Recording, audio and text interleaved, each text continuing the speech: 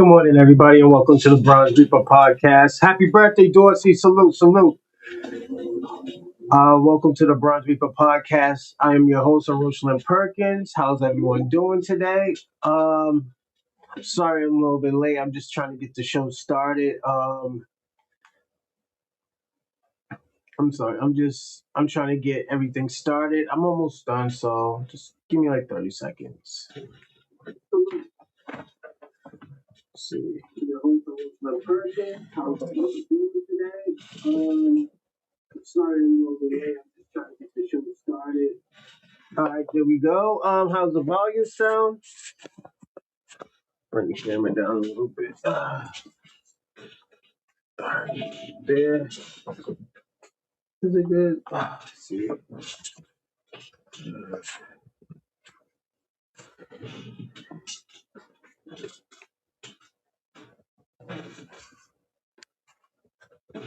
All right, that looks better. Good morning, everybody. Welcome to the Bronze Reaper podcast. I'm your host, Rosalind Perkins. How's everyone doing today? And happy birthday, Dorsey. I hope you're having a splendid birthday so far. It's Monday. It's Monday, everybody. Top of the morning, as Dorsey say. And I got great news. If you didn't see,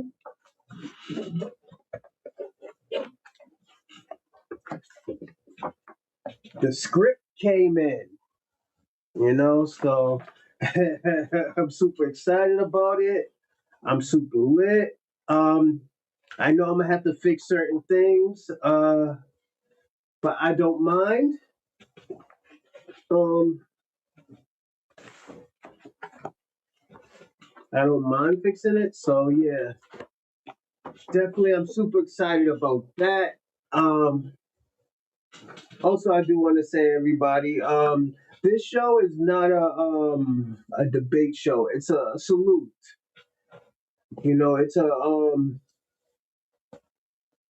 It's for thanking people for standing their ground. And the reason why I say thank people for standing their ground, because in this atmosphere of what's going on right now,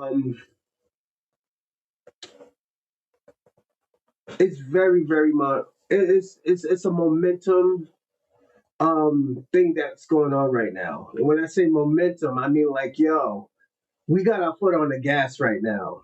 We got niggas crashing now. We got people feeling a certain type of way. And I'm gonna say this.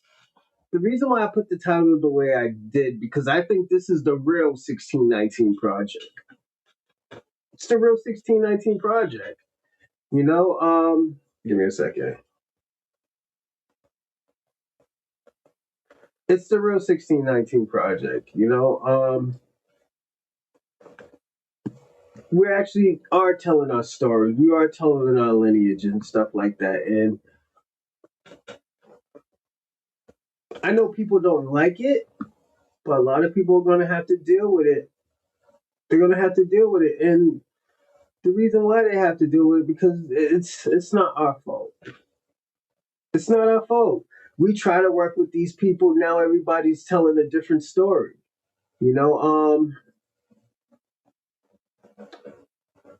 Me, I'm not going to tell the different story. I'm going to tell the story as what it is. The story is that, niggas told y'all. Niggas told y'all. People have been like, yo. The black person was like, yo. Hold on a second.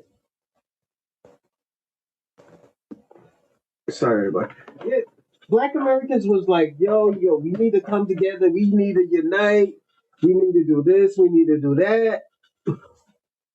People try to hijack it. People try to disrespect us. People try to tell us we didn't know where we're from, what our culture is. Like, y'all got to understand where this we don't have culture came from. We got to figure out where that came from. A lot of people want to blame white supremacists, but at the end of the day, it came from y'all most. Y'all was the ones calling us Akatas. Y'all the ones who's trying to dehumanize us and stuff like that, the white supremacists. Y'all the ones who came over here with that mindset As I tell people, yo, you got to get out that mindset. That mindset is very, very dangerous. Where, hold on one second.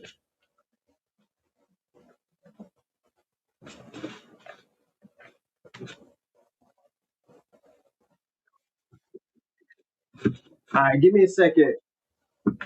My audio. Why y'all didn't tell me my audio was kind of jacked up? Give me a second. Yeah, that's why my audio is jacked up. Y'all didn't even tell him, man. Like, yo, your audio sounding crazy right now. How it sounds now, everybody. Y'all didn't even tell my audio was messed up. Straight. I fixed it. But yeah, it comes to a point where it comes to a point where everybody's sick and tired of being sick and tired. We fucks with you, we love you, but we gonna love you nigga. We gonna love you niggas from a distance where y'all can handle y'all own problems. And that's just how I feel. Hold on one second.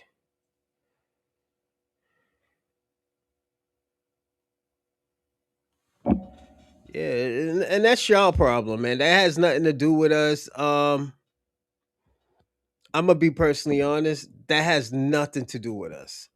We try to work without. We try to do the kumbaya shit, and look what type of situations y'all put us in. It wasn't a good situation. So yeah.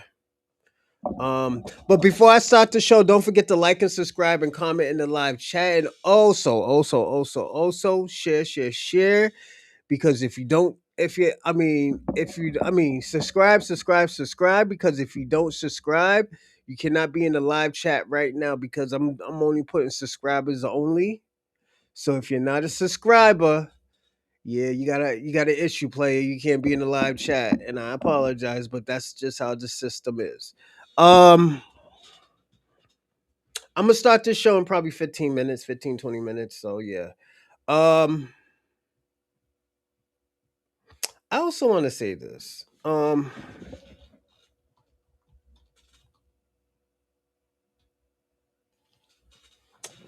I want to say this. Black Americans. We were trying to do the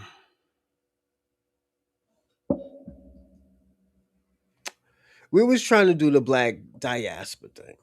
Don't get that fucked up. It's just when you get older, we understand that it just doesn't. If it doesn't work, it just doesn't work. We can't beat a dead horse, and this is where it comes with when it comes to FBAs, or foundational Black Americans, or just Black Americans. Period. A lot of us don't want. A lot of us want to help. A lot of us want to be like, oh yeah, let's help our brethren. But a lot of y'all don't call us your brothers. So that's why I always tell people don't call me brother if you're from a different diaspora. It's not that I don't fuck with you. It's just I know that you don't fuck with black people like that. You know, and it's cool. It's cool. I'm not gonna be like, oh yeah, fuck you, yada yada yada, this and that. It's just this what comes with the diaspora, you know. And I know people feel a certain type of way when I do that. But it's a necessary thing. I always tell people it's a necessary thing. You know. Give me a second. Yeah, my shit's about to be lit today. Did I do a show on Friday? I don't think I did a show Friday. I don't think I did a show Friday, everybody. I was chilling because I had my kids. So, um, but I will say this, everybody. Last week we did numbers. We did some fucking crazy numbers. All jokes aside, yeah. And it's cool to I'll talk about it, but yeah, we did some crazy numbers yesterday. I think one of the shows got like 1.4 thousand views. So it's yeah, man. Yeah, yo, y'all was turning up. And shout out to Marquette because he put out some great content last week. And all we gotta say is shout out to you, man. Yo, that was great content that you did, and like niggas ate. Niggas ate, yo, niggas was eating last week. I will say that. All jokes aside. Give me a second. People always start calling me when I'm online. Yeah, yo, niggas ate last week. I don't think people understand like how great last week was. But yeah, last week did numbers, man. Shout out to, like I said, FBAs who ate yesterday with the content. I mean last week with the content.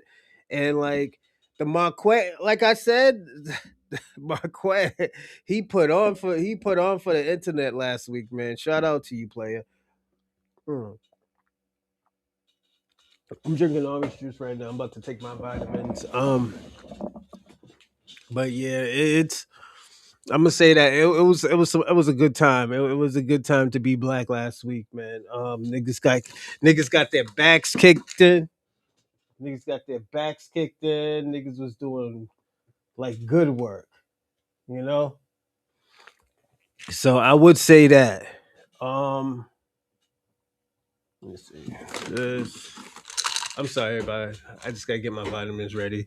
Um, what else? And I hope everybody's weekend was great. My weekend was straight. Um, what else I did? Yeah, I did a little bit of something, something. I hung out with the kids. We went to Maine actually. We went to Maine on Friday. Yeah, I didn't do a show Friday. I was in Maine. With my children. Let's see. Don't want to take those pills. Those pills will put me to sleep. Hey, yo, one day, let me show you these pills I took. Yo, I was live one day. I was live one day, and I took these pills one time. I took like 3 of these.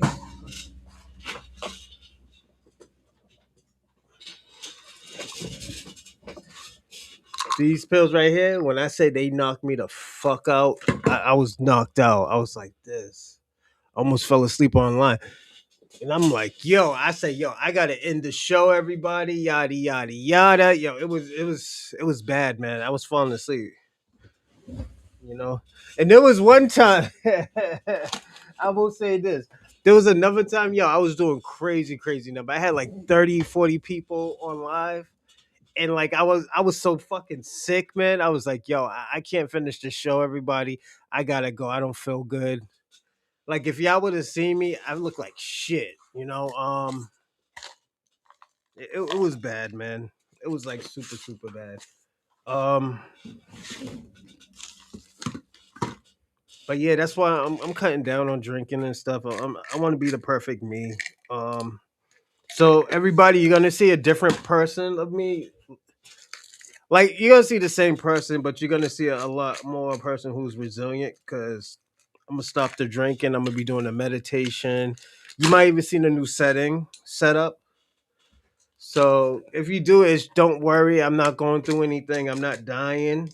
I'm just, I have a goal. You know, I have a goal. Um, and I hope all y'all have goals too, man. I think it's a beautiful thing. Give me a second, everybody. Let me see how the volume is.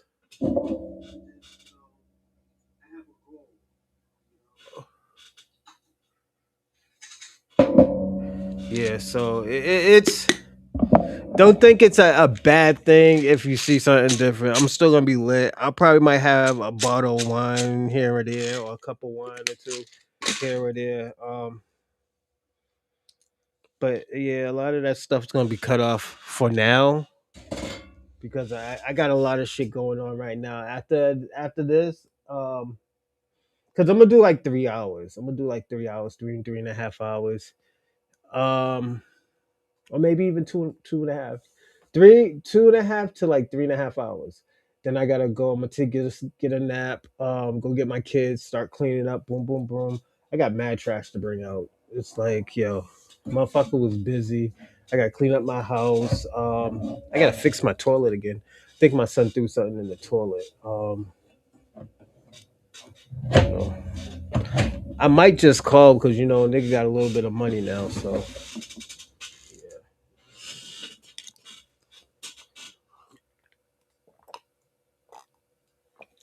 yeah, it'd be like that.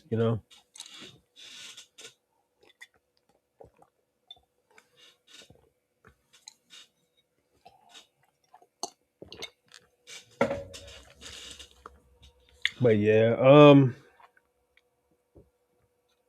I'll say this. This Renaissance shit that's popping right now is very, very serious. I don't know. I don't think y'all know how serious it is.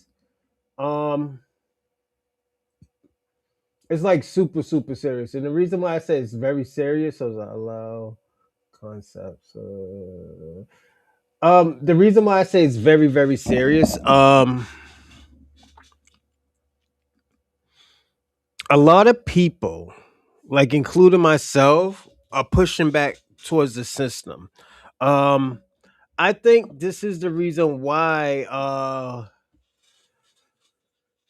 Marcus Garvey didn't survive in America. He didn't survive in America because he didn't know how to adapt to the system. And like sometimes when you don't know how to adapt to the system, this it goes left. You know, like things go left. To me, I understand it. Why it goes left. You know, why do certain situations turn the way it turns? But Marcus Garvey, that was Marcus Garvey's problem. He didn't know how to move with the system. He Marcus Garvey, and I'm gonna be personally honest, and I know a lot of people might not like me saying this, but Marcus Garvey, the way how Marcus Garvey moved, he moved that like he was actually a tether. Like, let's personally be honest. This motherfucker was actually having conversations with white supremacists, with Ku Klux Klan members. So it's what can I say?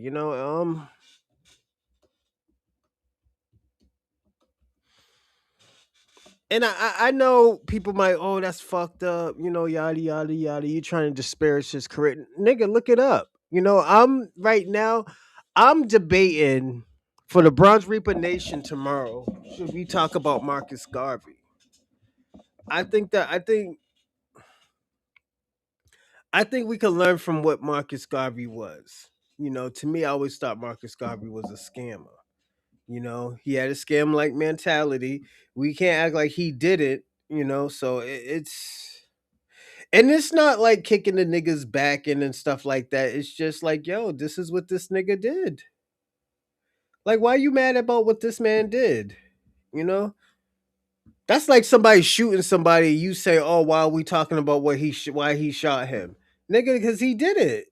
We just everybody seen this nigga shoot him. So I don't know what people want us to do. I don't know how people want us to feel.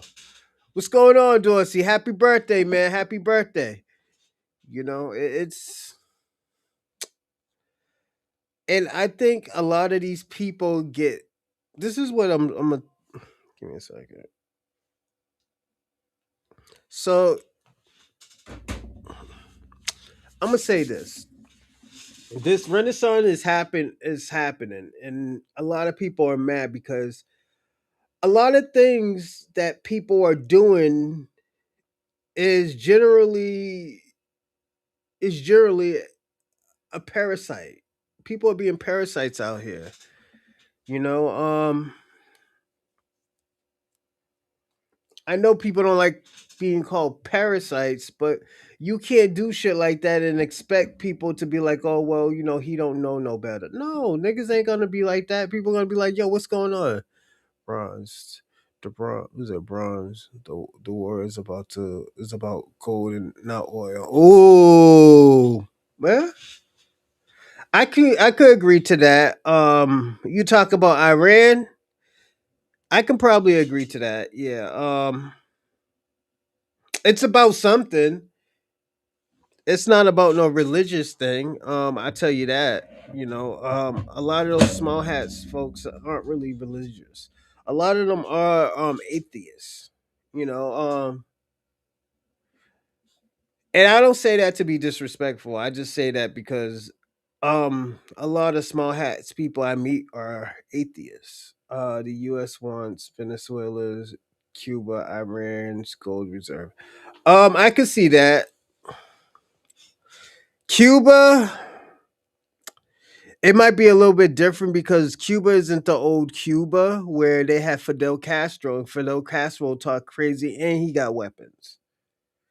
He has some weapons of mass destructions. If not, his friends does, his allies. So, and that's why a lot of Americans had a hard time when Fidel Castro was in office because Fidel Castro was out here getting busy. And shout out to him because you know what? He supported black Americans. He supported the people who were actually doing something. So if we're gonna say somebody helped out, we'll say Fidel Castro helped out. All right, you want to call in, Dorsey? What's going on, Jeff? Salute, salute.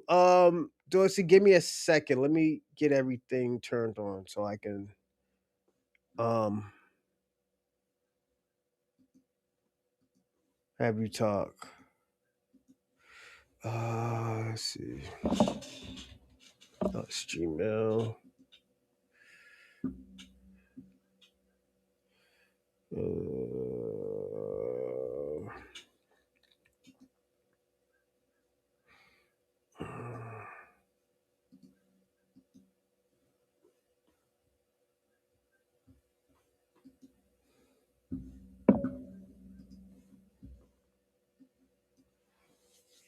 all right. If you want to call in, you could call in now.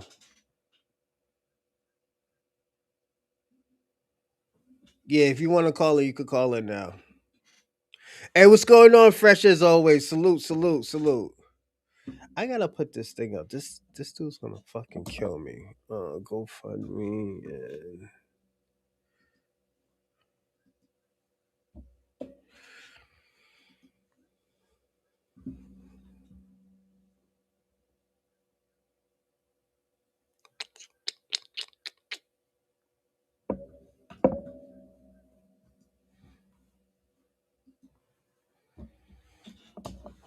yeah, you could call in, Dorsey.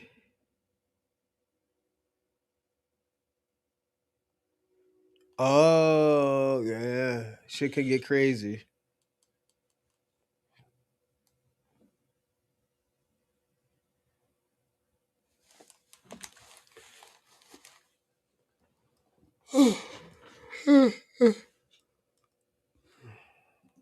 No, but yeah, it's. I'll say this: this Renaissance, I think it's gonna spark something bigger than what we see. Hey, what's a whole? Yeah, probably later. I'll say this: this Renaissance. I think this Renaissance is gonna be.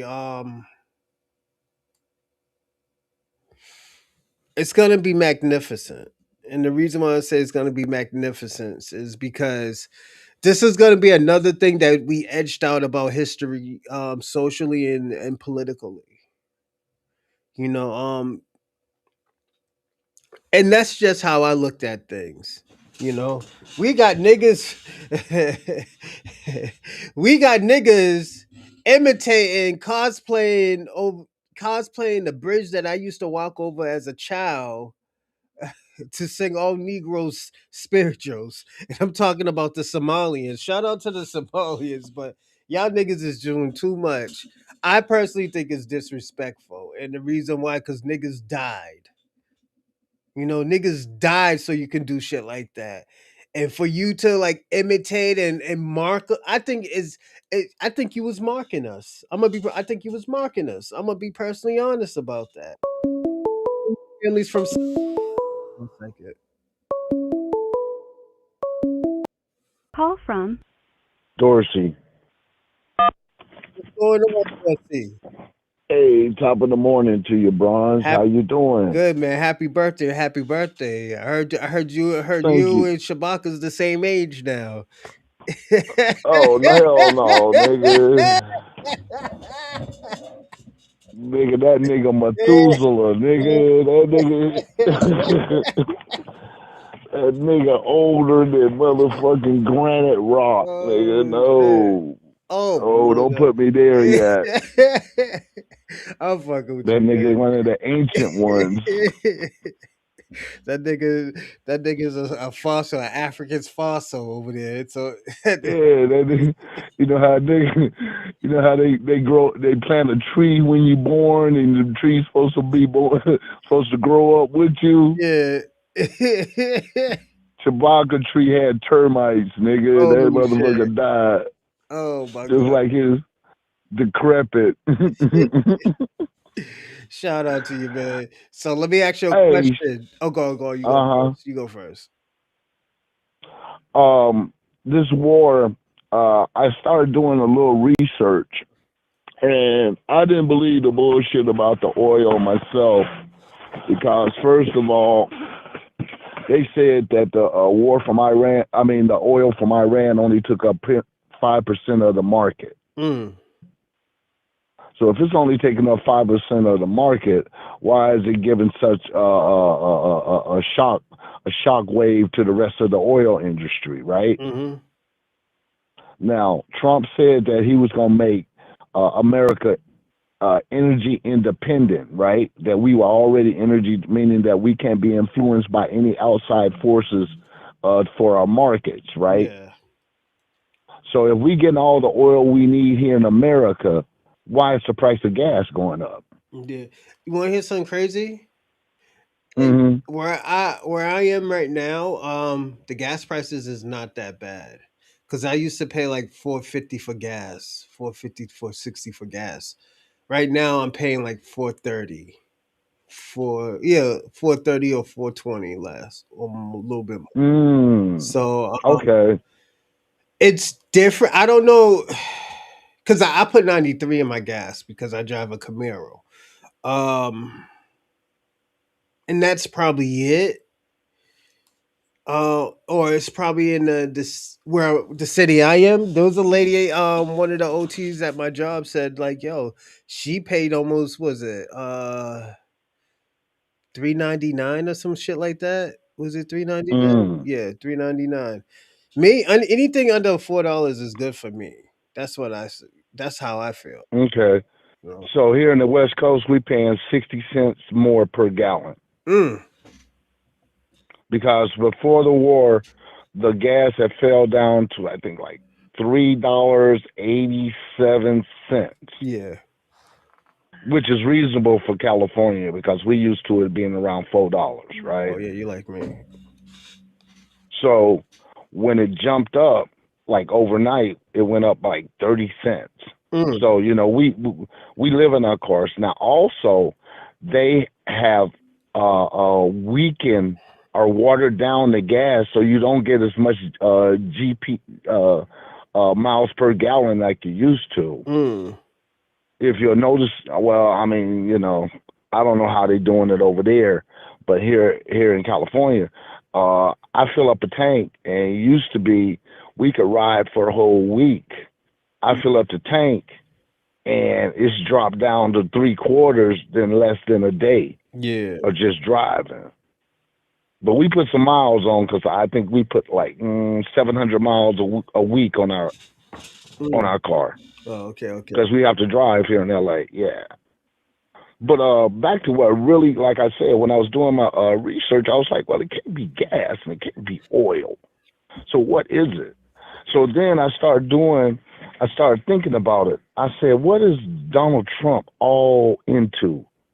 And it's gold. So then I started doing the research. Okay, now look at this pattern. Venezuela has 161 metric tons of gold Mm. in their reserve because they're not part of the banking system. Yeah. So they never went to the petrodollar. No, Okay. he didn't. No.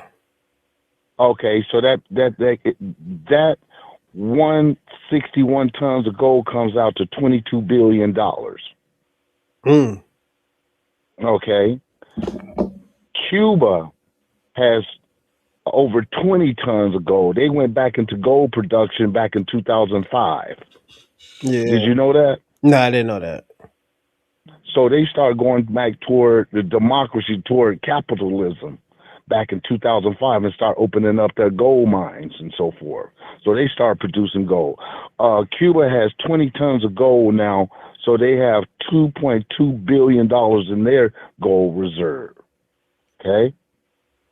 Mm. Iran has 500 tons of gold. Damn. That's $70 billion in gold reserves. Mm. Now, I want you. You do. Are you starting to see the pattern? Yeah.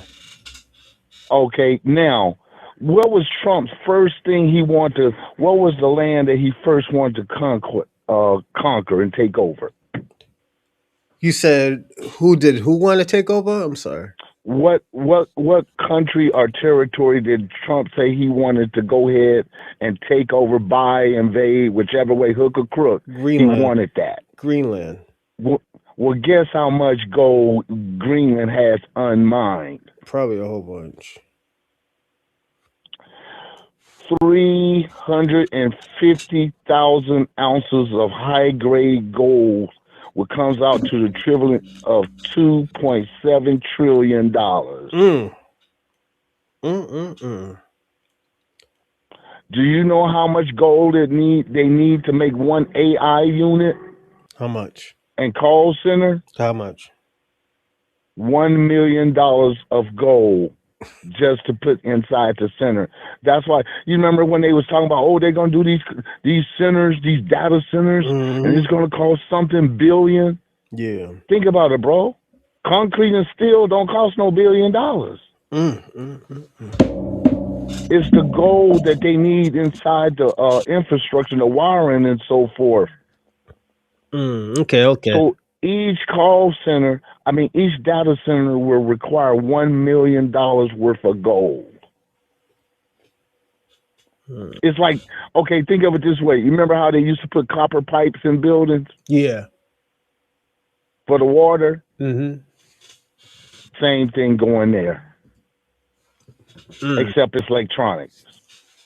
Okay. Okay. Yeah. So what's That's serious. happening? That I'm gonna say this. I think that should. It's gonna get more serious than I think people know. The reason why I say it's gonna get a little bit more serious is because um,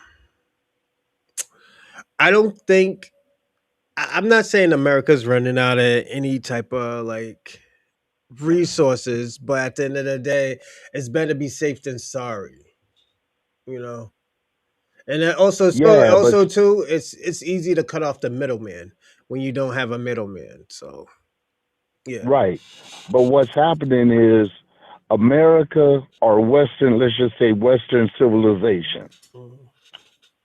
they are starting to have more needs for gold, silver, platinum for these electronics and so forth. Yeah. So they're seeing that they don't have it because they're right now the monetary system is on the petrodollar. Yeah. But the thing is, now that we're finding alternative means of energy, wind, solar, thermal, they're not. Oil isn't as important as it used to be. Hey yo, give me a second. I'm gonna try something, but you can keep on talking. All right.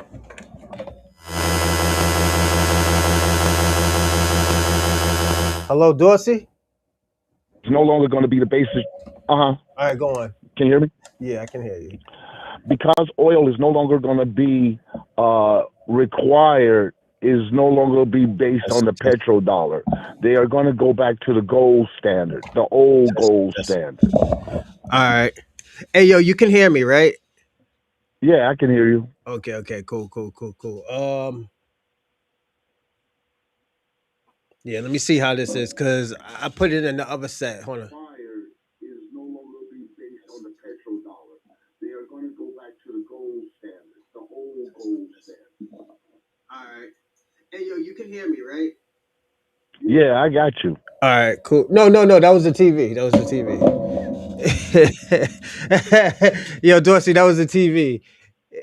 Oh, okay. You said you got me. I said, yeah, I got you. I thought you Nah, talking to I. me. So Okay. what I just did is I put on the so I got this joint. It's like a little mixed volume thing. So you can hear me, right?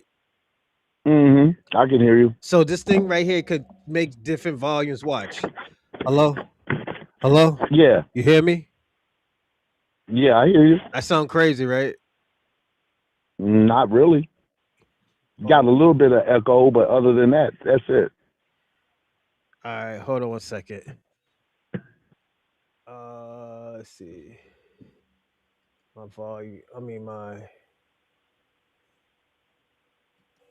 All right, you hear me? Yeah, I got you. How do I sound? And kind of got a little echo chamber to it. All right, so I gotta fix it. I gotta figure out how to fix this. I mean, what you trying to get? You trying to get just a regular conversation, microphone No, I'm conversation? trying to Uh not get the echo, so I'm gonna have to fix that later on. oh, okay. So you trying to cut that echo out? Yeah, Yeah, you hear the echo now? a lot less, a lot less. Okay. Yeah, I gotta fix it. I got this little mix thing, so I gotta figure out how to set this thing up like perfectly.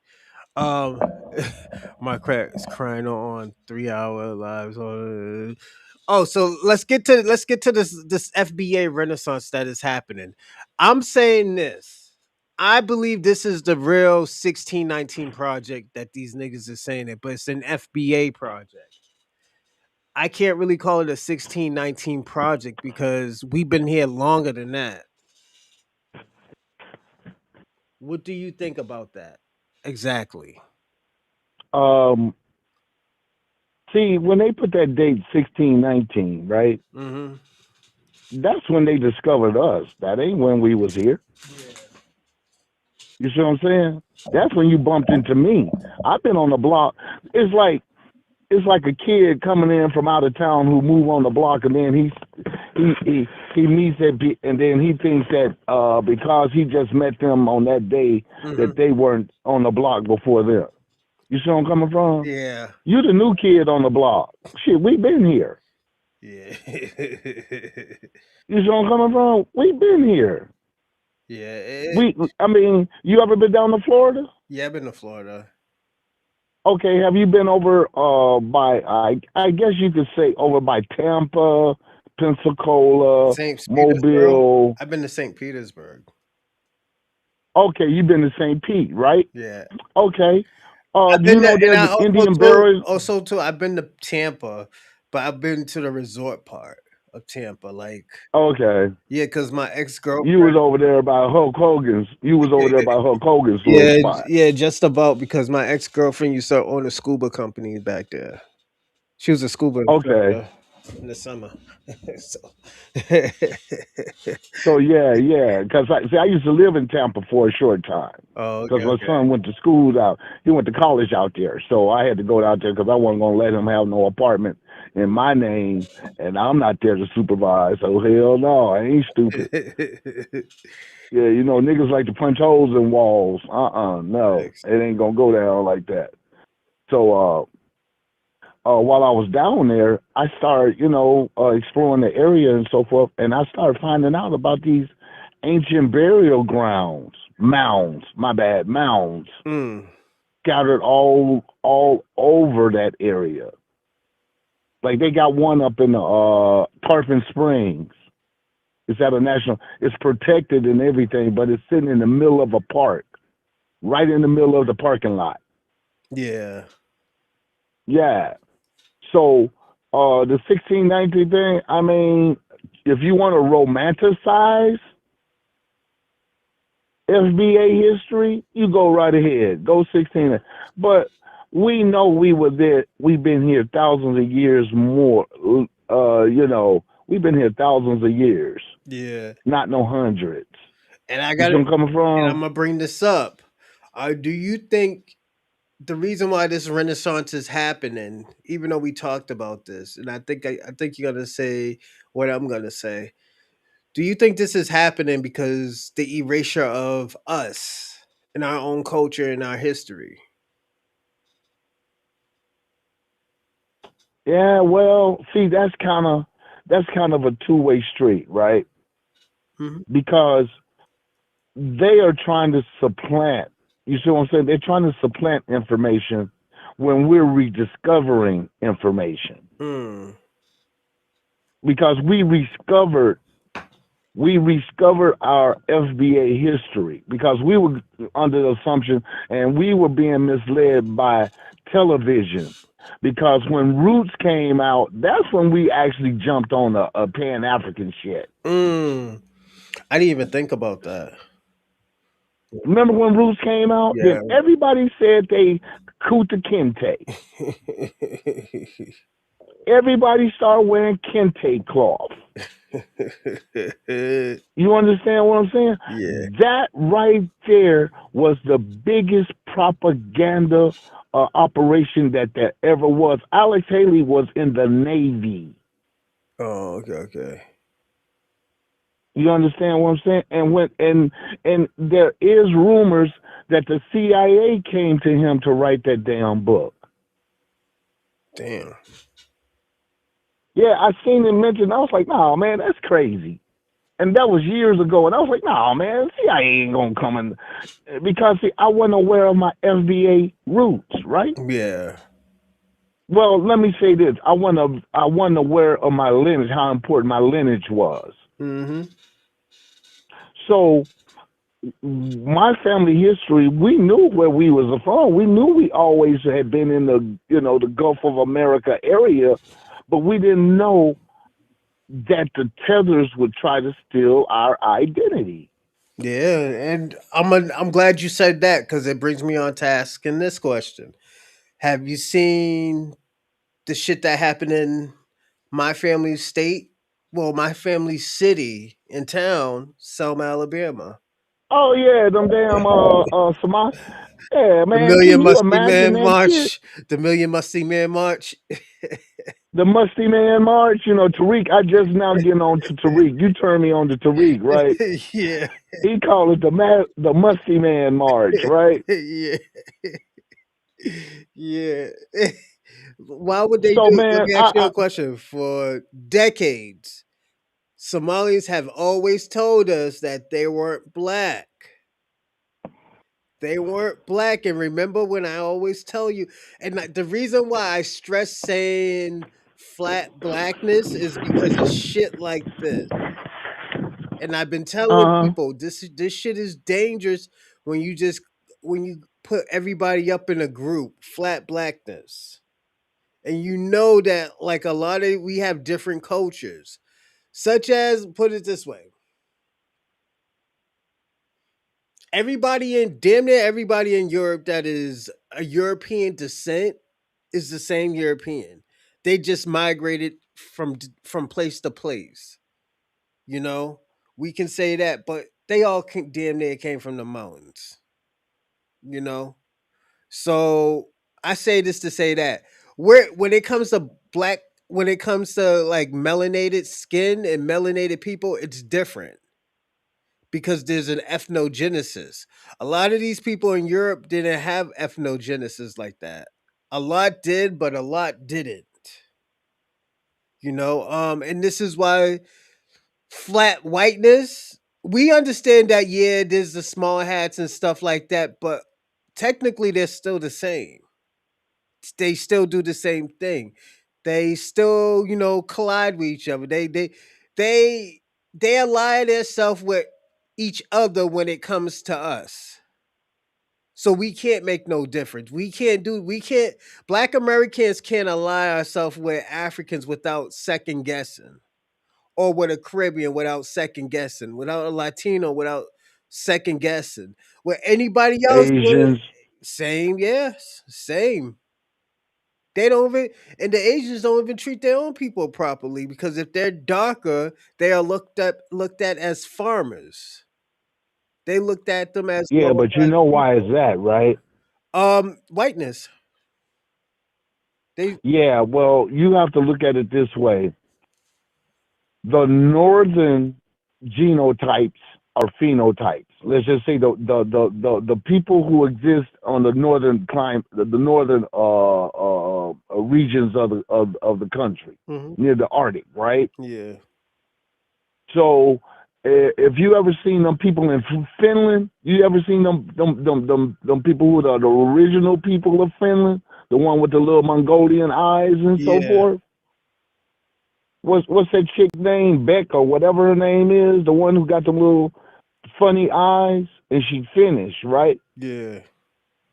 Okay, those are the true people. The Scandinavians, which are the whites, hmm they migrated up there. hmm So just like your grandmother, that's Eskimo, right? hmm She is dark. Am I Alaskan. not? Yeah. Yeah. Exactly. She's dark, but the the creatures, and that's what I'm gonna call them, the creatures from out of what's it, the Caucasus Mountains and the Himalayas. hmm Because remember, those are ones they call the Aryans, right? Yeah. They came in from out of the middle of Russia. Not even Russia, like Siberia. They came from that little region and started conquering. Because if you look at the Chinese, the Mandarins was light skinned Mm. compared to the average Chinese. Because if you look at the old photos of the people of China, they dark as hell. Anywhere where they got to deal with direct sunlight, people have melanin in their skin in order to deal with the intensity of the sun. Mm. Because China got jungles just like everybody else. Yeah. Like you say, there's dark ones. Vietnam, the Lao, Cambodians, who Thailand, Thailand, a lot. Yeah, Singapore, even Micronesia. in China to a certain extent has jungles too. You know, but Exactly. there's this. I think I can't really talk on that because I don't know as much too much about China. Okay, so understand this. Is not Oh, the 5 more minutes. tiger a symbol of China? Hold on, 5 more minutes, because I got to start the show. And also, I Okay. want to ask you this question too, because I know we're kind of going off topic. Um, with these Somalians, and yes, I do believe you too, Jeff. I do think they're disrespectful. What's going on, Austin? Um, do you think these Somalians, why all of a sudden they saying that they're black? Are they, and the reason why I ask that question is I believe, and this is just what I believe. I think because you know what, they understand that only people who could save them in this country is Black Americans. Is it that, or is it just a free get out of jail card that they're trying to use? Yeah, but you have to understand they are two steps behind. Yeah, See, we moved on to being beyond black. We FBA now. yeah. And see, they're still thinking, oh, if we say we black and we go down here and because see, they don't understand during that time period that we was doing those Selma March, we weren't called black, we was called Negroes. Mm. See, they don't understand because they have no investment in the culture. They don't know what it really represents. So when we see them cosplaying, singing our songs, we Old shall Negro song. overcome. They wasn't even singing regular. They was singing old Negro songs. That shit Right. is crazy. That part right there. Did you now? You see where I'm coming from? They singing old Negro spirituals and they Yo, Arabs. talking about How you going? God, Huh? yo, God waiting in the war, yo. That shit blew my fucking mind. That blew my mind. Yeah. So okay. So to me, okay, I ain't trying to be disrespectful, But I wonder what them crackers was thinking when they seen all of their. I bet you they got a kick out of that Yeah, shit. they're probably like, "Yo, what the fuck is going on?" They're Right. probably thinking, "What the fuck is going on?" And I can imagine they ran to some of the FBAs to ask them, and the brothers were scratching their heads like, we don't know what the fuck, we don't know them people. Mm. Because think about it.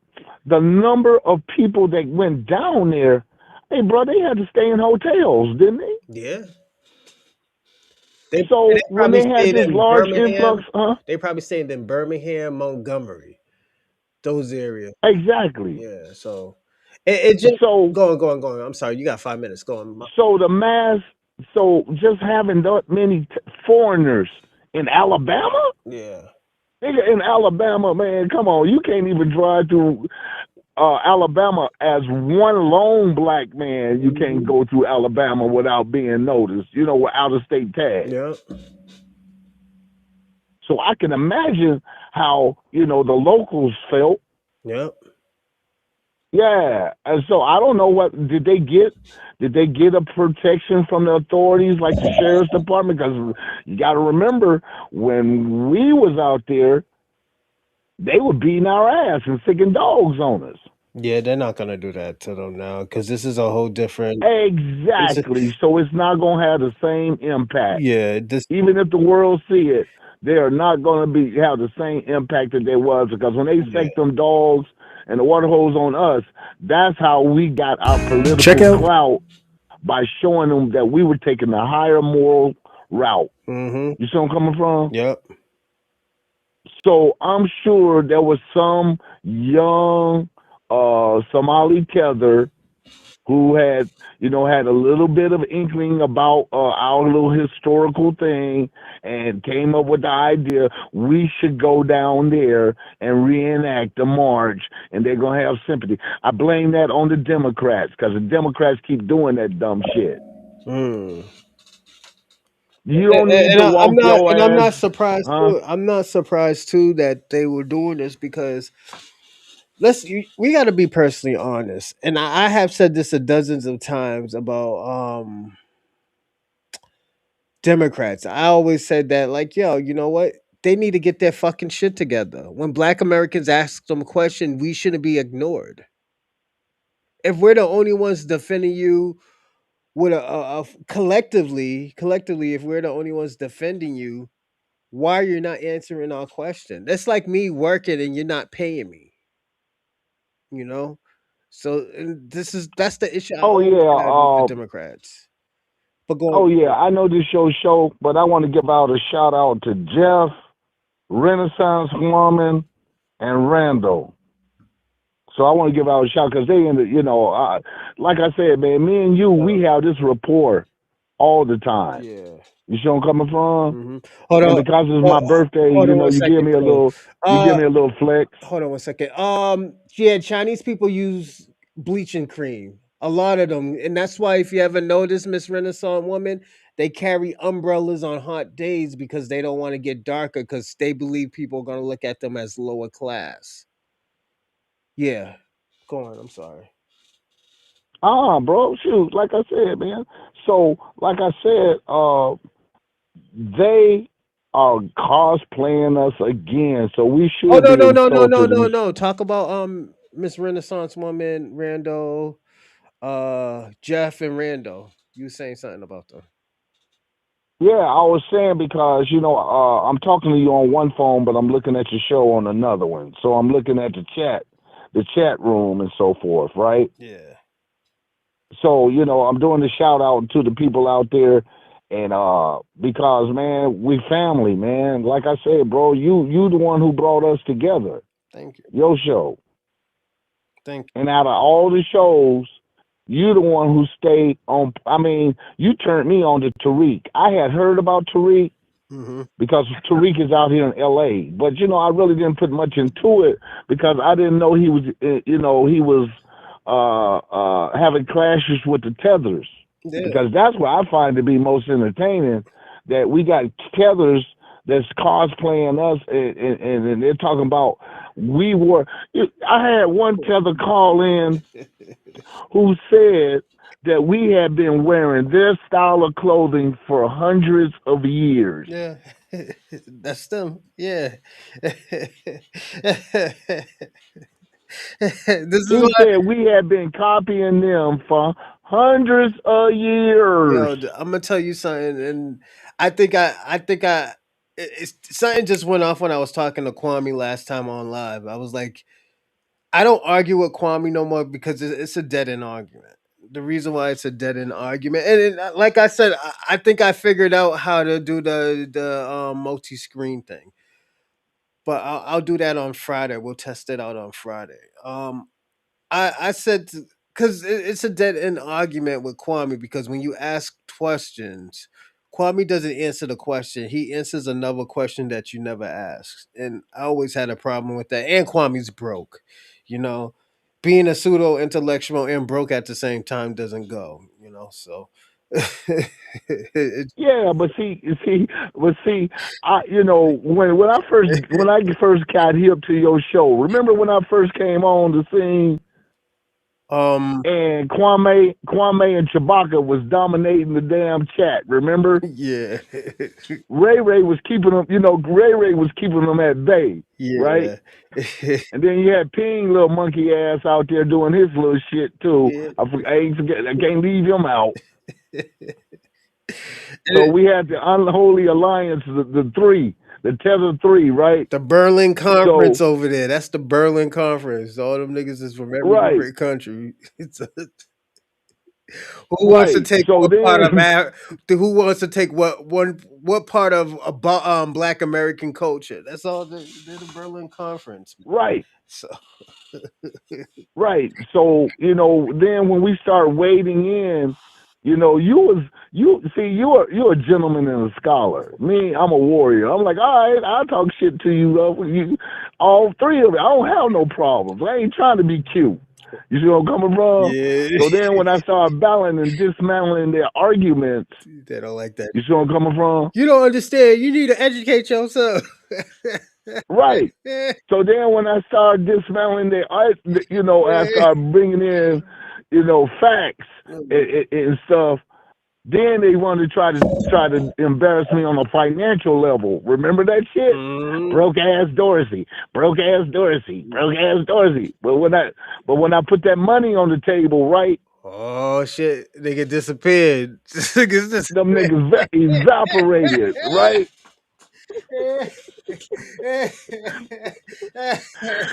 Hey yo, Shazam! Shabaka's Them right niggas there. was Hey, gone. Shabaka's on the line right now. The FBA is a total unfunny joke. I can only use a. Oh, I think that's supposed to say laugh at this nonsense. Wearing the white man's clothes is not culture. What you gotta do? What you gotta do So, when the white man stop giving you his money? uh, Shabaka, okay. So if you've been here since what the 40s. I think that was it 40s. I think you've been here since the 40s. When has a white man ever gave any black people any type of money? Like you got to think about that. When have they ever? And we're not talking about immigrants. We're talking not about people who just got here. We're talking about black Americans. When have we ever got any type of free resources? Like for God's sake, never worry, there you go. Never worry. never worry. Go on, Dorsey. Go on, Dorsey. I'm gonna so 30 more seconds. so 30 more seconds. I apologize. okay. So I was wondering, like, if that's the case, Chewbacca and whoever little tether listening, if we was dressing like y'all for hundreds of years and so forth, where we get the cheetah skins? Where we get the lion skin? Where we get the gorilla mitts? Where we get all that shit from? Then if we was dressing like y'all, because from what I saw, y'all niggas was wearing furs and hides. Y'all didn't know how to make clothing. Yep. Yeah, had You your see where I'm little coming them from? niggas had their little booty hanging out and stuff. Booty meat Ass hanging hanging out. out Yeah. like it's the Freaknik, man. Yeah. Hey, if we went, man, we thought we was at Virginia Beach during spring break. The ass cheeks was out so much. Mhm. put it this way. Even when niggas was segregated, niggas was still lit out here. Niggas was still trying to steal our clothes. Like I can name a few predominant black places. Martha's Vineyard. Niggas had the fucking ass cut with the white shirt, with the dress pants and the shoes. Niggas was fly. Niggas was on that fucking Dapper Dan shit. Yes. Before Dapper Yeah, Dan, but Dapper Dan, yeah, he took it to another level. You know, and Dapper Dan is a Geechee. He's from South Carolina. He's a but Geechee. see, Bronze. Look, you from Boston, right? Yeah. So you know them old photos. You seen them old photos of how Boston was, right? Mm-hmm. The black and white twins. Yeah. And did you not see that the brothers was fly with the boulders? Remember they used to have that boulder hat with the wax mustache? Mm-hmm. We had all of that. You know. Nigga, we was always fly. Now those photos came from like the 1880s and so forth, right? Yep. So we always been fly. We always been stylish. Yeah, they know that. It's just. We've always had shoes on our feet. We called them moccasins. Yep. Remember? I remember them. Some motherfuckers still fuck So with we, moccasins. So yeah, so we still bumping moccasins. See, they don't know what a moccasin is. they don't. All right, What, 10 more seconds. what 10 more seconds. I need you to land, Dorsey. I need you to land with something real good. And I'm talking about this is your birthday special right here. I want you to. I'm gonna tell you how I want you to. I want you to land with why this Renaissance is hurting them but helping us within 30 seconds. You think you can do it? Yeah, because what the resurgence of the FBA soul, soul, soul. We have soul. Mm. Why we have soul? Because we're connected to the soil. soil, soul and soil. You abandon your soil. So you abandoned your soul when you brought your ass over here. Your strength was in the connection with you and your lands. If y'all claim that y'all love Mother Africa, then why did you abandon your mom? Hmm? Mm. See, you brought your shit over here. And the reason why you running around here empty is because you don't have no connection to the soil. You have no soul here in America. We are the soul people. We are the ones who brought up soul, R&B, and all this music that you guys neglected. You motherfuckers was still beating on wood and drums with no inflection or any intellectual investment in the music. Thank you, Dorsey. We the one, Dorsey, huh? you just said, I think you gave me a topic question. It's going to be a dope topic question. Do you lose your soul when you leave your country? Yes. So hold up. Don't say anything because this is going to be a question I think for Wednesday or Thursday. Do you lose your soul when you leave your country? You know? So it's like if a black American leaves America, do they will they lose who they are? Like will they lose their identity? Will they lose hold on a second. Let me write this down before I forget.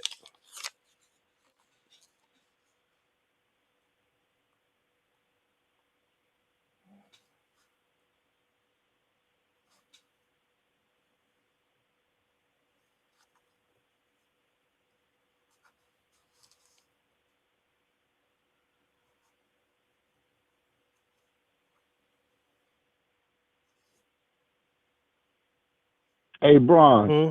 I know you writing it down, but check out this connection. Why you think we call the products and stuff that we eat here in America, we call it soul food? They didn't call this shit soul food. Mm. You know, jerk off rice ain't soul food. That's true. That's true. I think, And yo, and so the thing about it, want to hear something crazy? Why does the food taste different? Even though they use the same ingredients, the same vegetables, fruits, meat, and the food still tastes different from the country. that's because, see, that's what I'm talking about. The minerals. Hmm. Think about the minerals and the elements in the soil is what is going to be in the food. When you eat the food, that minerals and those elements then is absorbed into your body. And Mm, if you're a kid, you grow up on that shit. You see mm, where I'm coming from? yeah. So now the magnetites and the elements and everything that's now you are connected with that. See, that's the man. This shit gets so deep. It's hard to for people who don't really like have the knowledge or the imagination to look beyond their nose and realize that, man, soil, SOIL, soul, SOULINU. Do Mm, you understand where I'm coming from? yeah, I get Why do you think these words have so much? You are what you eat. Remember what they used to say? you. Hmm. So we are the ones who said we eat soul food. Then no other culture even put that label on their food. Mm. Thank you, Dorsey. We the ones who said it's soul food Thank you. because we are one with the land. That's why they can't come. That's why they can't handle us because we have a connection with America that goes down to the soil. Our ancestors is buried in that soil. So the spirits of our ancestors is not only in the soil, the land, the food, us. Hey, Dorsey, we gotta That's why the white man destroys it, America so much. Dorsey, we gotta go. We gotta stop the I show. gotta go, bro. Hey, Gotta and go. also happy birthday, man. Yo, salute to you, man. Yo, many mores, man. Many mores, yo. And keep on doing what you're doing, man, because you're doing God's work if you believe in certain things like that. Okay, can I say one more thing? One more thing. I'm so ashamed of you Filipinos. You tried to grab Michael G. Jordan for yourselves. Come on now. We was already knew the people niggas in Ghana. We already know they was ignorant. But you Filipinos, y'all tried to jump on the board too? Mm, mm, I didn't even think of y'all as tethers, but now I gotta look at you as tethers. mm. All right. I Shout out to learned my you. plane. I'm getting off with my Louis Vuitton, Hey, okay, go running ahead. Um, running through the airport like OJ. I'm out. all right, Bye. salute, salute. Oh my god. Shout out to Dorsey. Dorsey did a great job.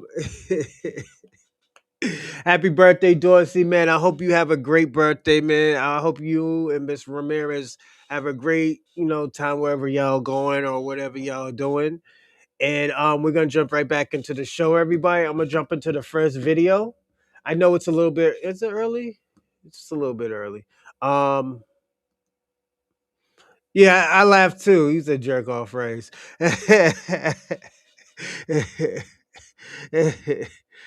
But yeah,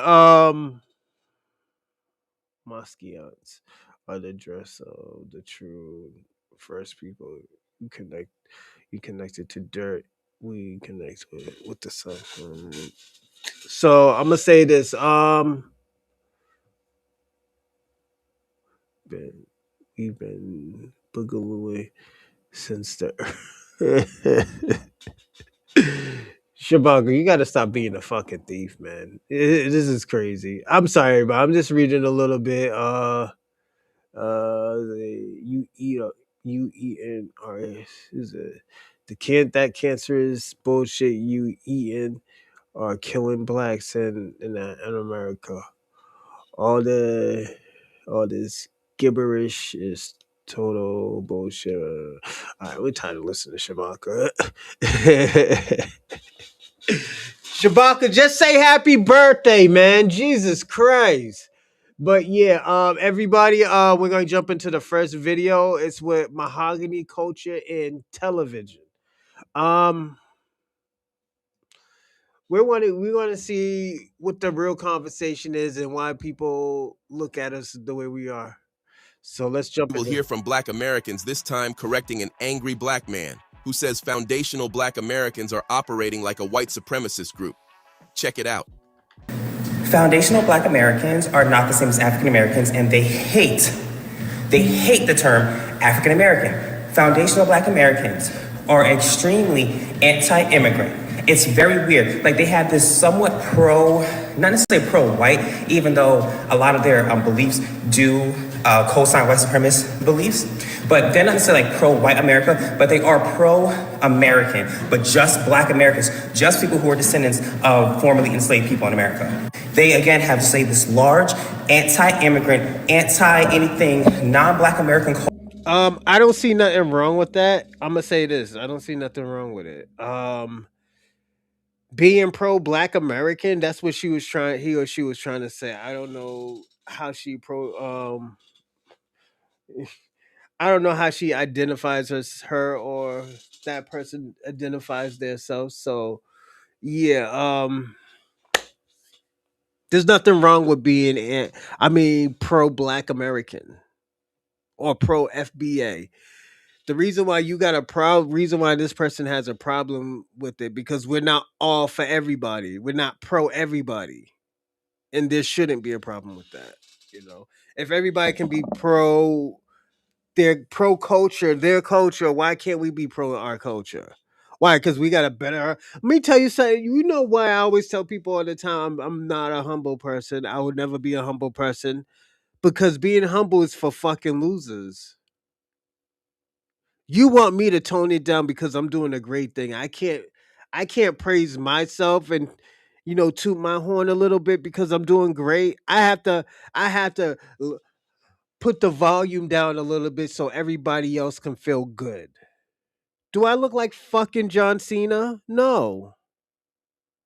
Work as hard as I work. Maybe you might can beat me. Maybe you could toot your horn like I'm tooting my horn right now. Like, what the fuck is the problem? This is why I was like, if you want to, let me tell you something. If y'all want a fucking achievement awards, then that's not my problem. I don't give out achievement awards. I don't do that. I don't do the fake ass Hulk Hogan thing.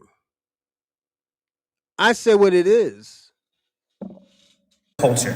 Anytime you use the term African American, or you give an opinion on FBAs that they don't like, they will try to accuse you of not being from America. Ever since I've been called East African 1,000 times. 1,000 times. Foundational Black Americans I swear that they are a CIA operation. They are a group of hyper-ignorant, low-educated Black folks. Some of them are pretendians, like, the whole people who are like, oh, Black people were here before Native Americans. Some of them are like that. Walking around looking crazy. Mind you, there are Black people who have plenty. This person shouldn't be talking about walking around looking crazy. And I'm gonna be personally honest. You look like a big booger bear, bitch. I gotta be personally honest. It looked like God was partying last night and forgot to finish you. So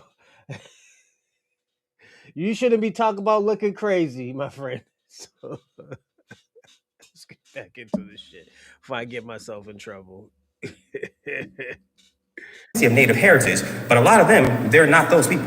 The thing that really makes my ass itch about FBAs is that they're just as hateful as like white supremacists. They have the same like anti-immigrant, like xenophobic, disgusting rhetoric that you hear from racist white folks. I probably already made a video like this, but I'm gonna say it again. Look, if you are FBA, if you are Black American, if you are ADOS, if you are Black American, whatever term you call yourself, and your family was here in the Americas for hundreds since before America was America. I'm talking to you. When you say you don't like FBA, you are saying you don't like yourself. I can understand if you don't want to adopt the term. That's cool. You want to stick to what you want to stick to, fine. There's a reason why we are leaning towards that term. Does that mean that everybody, even just as if we just stick with Black Americans, does that mean everybody who's Black American is gang, is family, is going to be on the same page? No.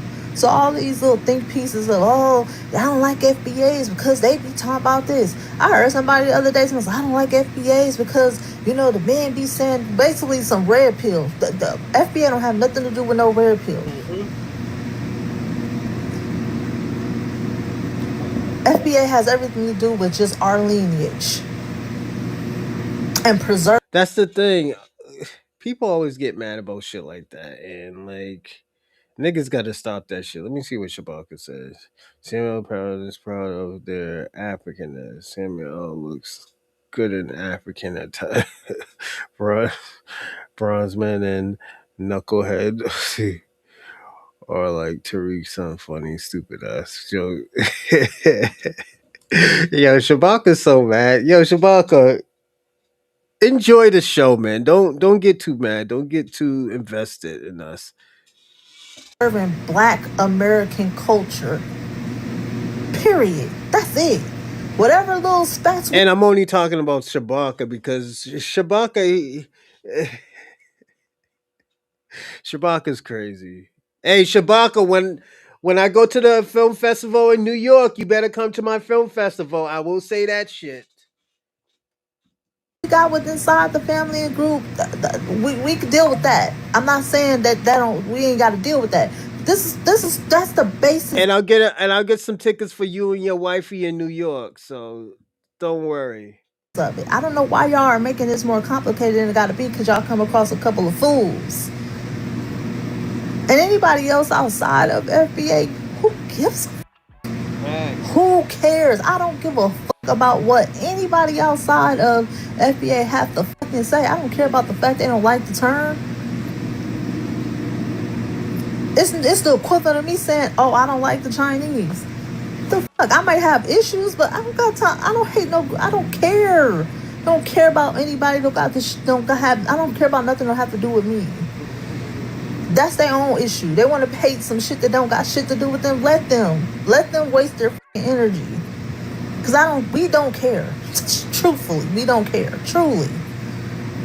But if you are unfit under that umbrella, please knock it off. And I understand a lot of y'all are still all skin folk ain't kinfolk. That's just the truth. Again, everybody is not going to be on the same page and on board.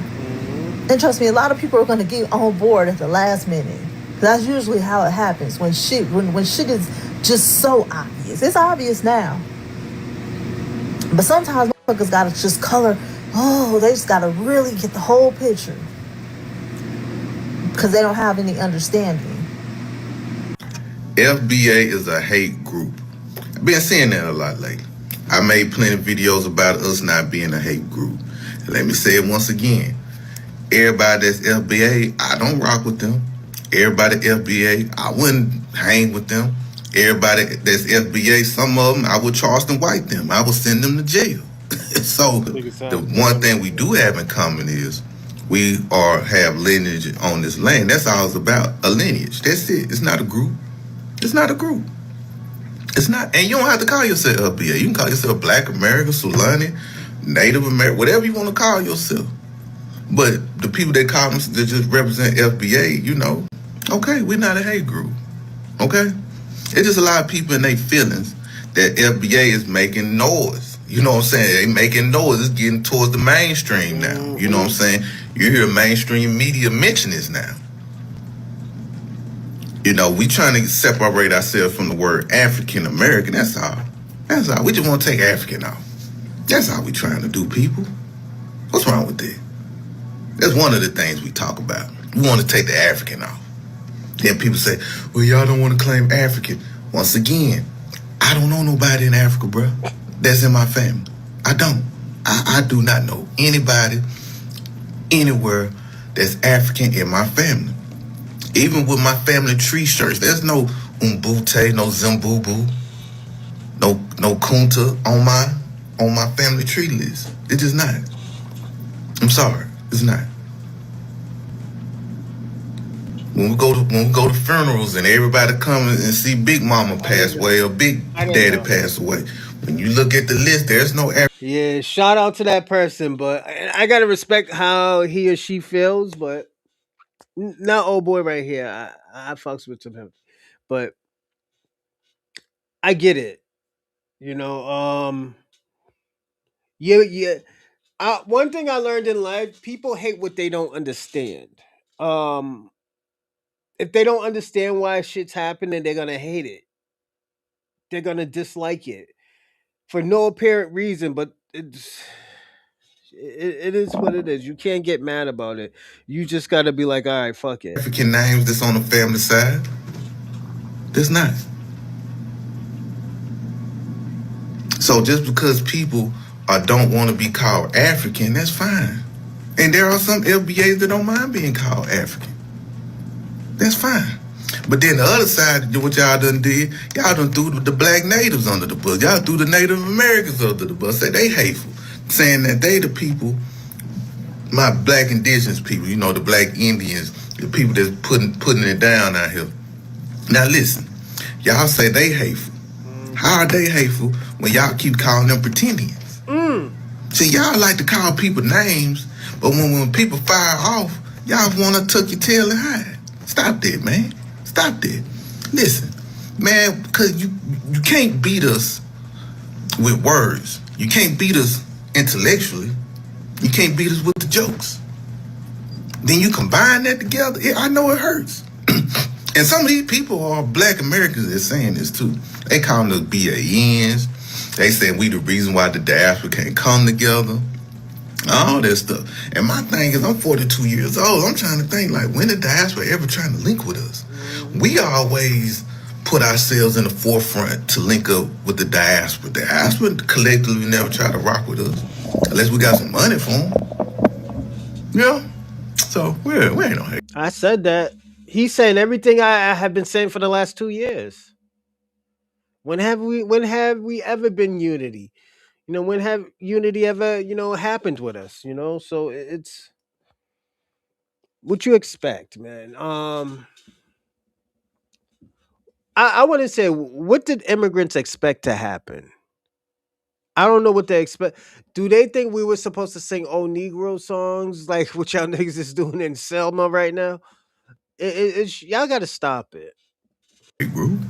Calm down, people. Even though a lot of their beliefs do co-sign white supremacist beliefs, but they're not necessarily like pro-white America, but they are pro-American, but just black Americans, just people who are descendants of formerly enslaved people in America.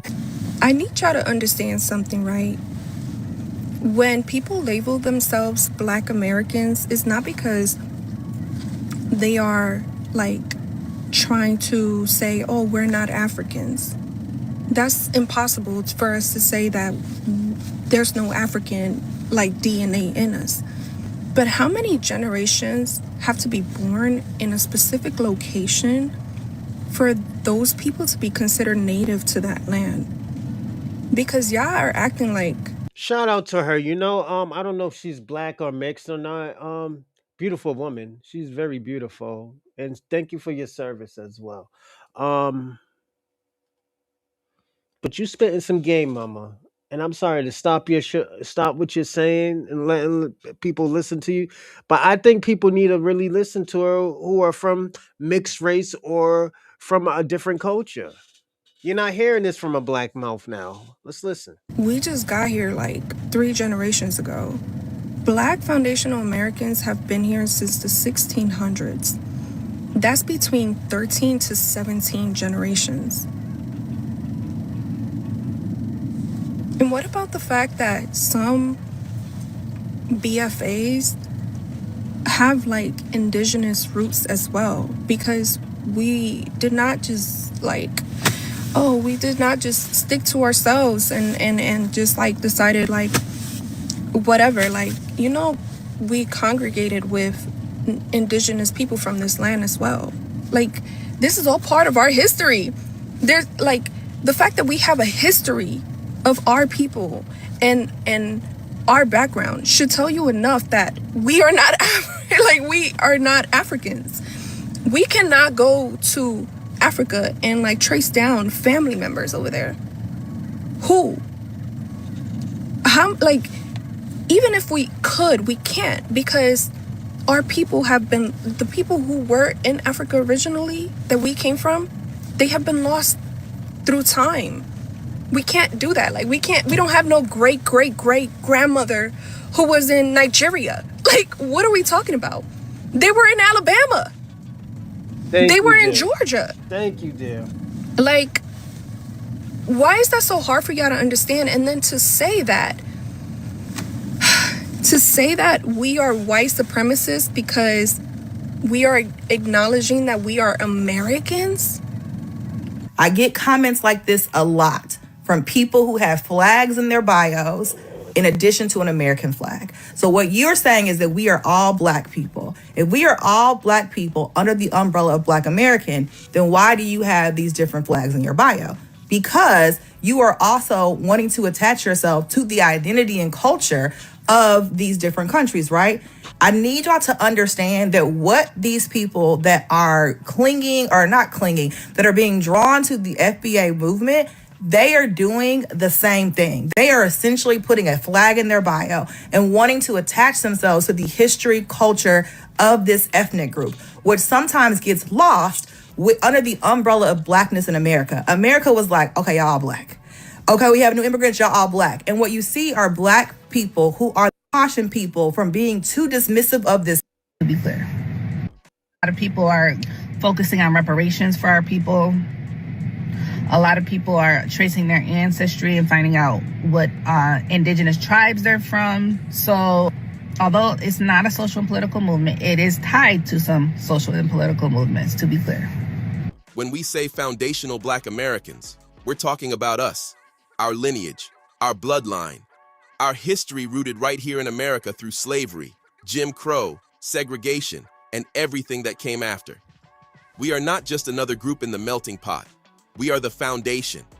Everything that exists in this country, economically, culturally, politically, has our fingerprints on it. And for generations, we've been told to just blend in, to see everybody as the same, to ignore the fact that our specific history is different. But now, we're waking up, and that awakening is long overdue. For too long, our struggles have been grouped together with everybody else under this broad label of Black. And while that sounds good on the surface, what it's done in reality is erase our specific claim. Because not everybody who is Black in America shares the same history as us. Not everybody went through what our ancestors went through on this soil. And that matters. Because when it comes to policies... Shout out to Convo. Salute, Convo. Salute. Resources, opportunities, if you don't define who the people are, then the benefits don't reach the people they were meant for. That's why this conversation is needed now more than ever. We're in a time where people are talking about reparations, equity, opportunity, but at the same time, we're seeing our identity being blurred. And when your identity is blurred, your claim gets weakened. So now, as we start defining ourselves, as we start saying, no, we are foundational Black Americans, it's making some people uncomfortable, especially some immigrants. Let's be real about it. For a long time, there was this unspoken assumption that all Black people in America were one and the same. And because of that, some people were able to come into spaces built off our struggle, benefit from systems influenced by our fight, and move within an identity that wasn't rooted in the same historical experience. But now that we're drawing a line, now that we're saying, hold on, there's a difference, it's being seen as division. But it's not division to define yourself. It's not hate to say, this is ours. Every other group in America does it, every single one. The difference is, we were taught not to. We were taught that everybody Black is automatically our ally, our brother, our sister. We were raised on that idea, that pan-African mindset. But if we're honest, that hasn't worked the way we were told it would, because unity only works when it's mutual. And what we're seeing now is that not everybody sees us the way we were taught to see them. That's a hard truth, but it's a necessary one. And this is why we have to shift our focus. Instead of looking outward for validation, for alliance, for support. We need to look inward. We need to build our communities. We need to strengthen our families. We need to invest in our businesses. We need to educate our people, especially the ones who are still confused, still thinking in that old mindset that everybody moves the same, thinks the same, and has our best interest at heart. Because that confusion is holding us back. There are people among us. I'm gonna stop that there. What he's saying is it's all correct. I'm not even gonna lie about it. It's all correct. And let me see. I'm gonna do something. All right, I'm gonna do this one. Your story, your passion, and your power. On your now taking going over something that is very controversial, right? I used to walk over this bridge to go fishing, so like in a swampy area, but there's like there's alligators and snakes in there, so you got to be careful. So these Somalians, I don't know what the fuck are they doing. Like this is horrible. This is some nasty fucking work. I'm gonna be personally honest. And that is the march to Selma. Immigrants are now taking Black Americans' marches, like things that we fought for, and using them, well, reusing them. I didn't say about this. This is like certainly don't get phone and everything, but he's there, and we're gonna listen to some Black Americans. This bridge changed America. I don't want to rant on. So, anyway, if you like this, please like, comment, subscribe. We're gonna get into this.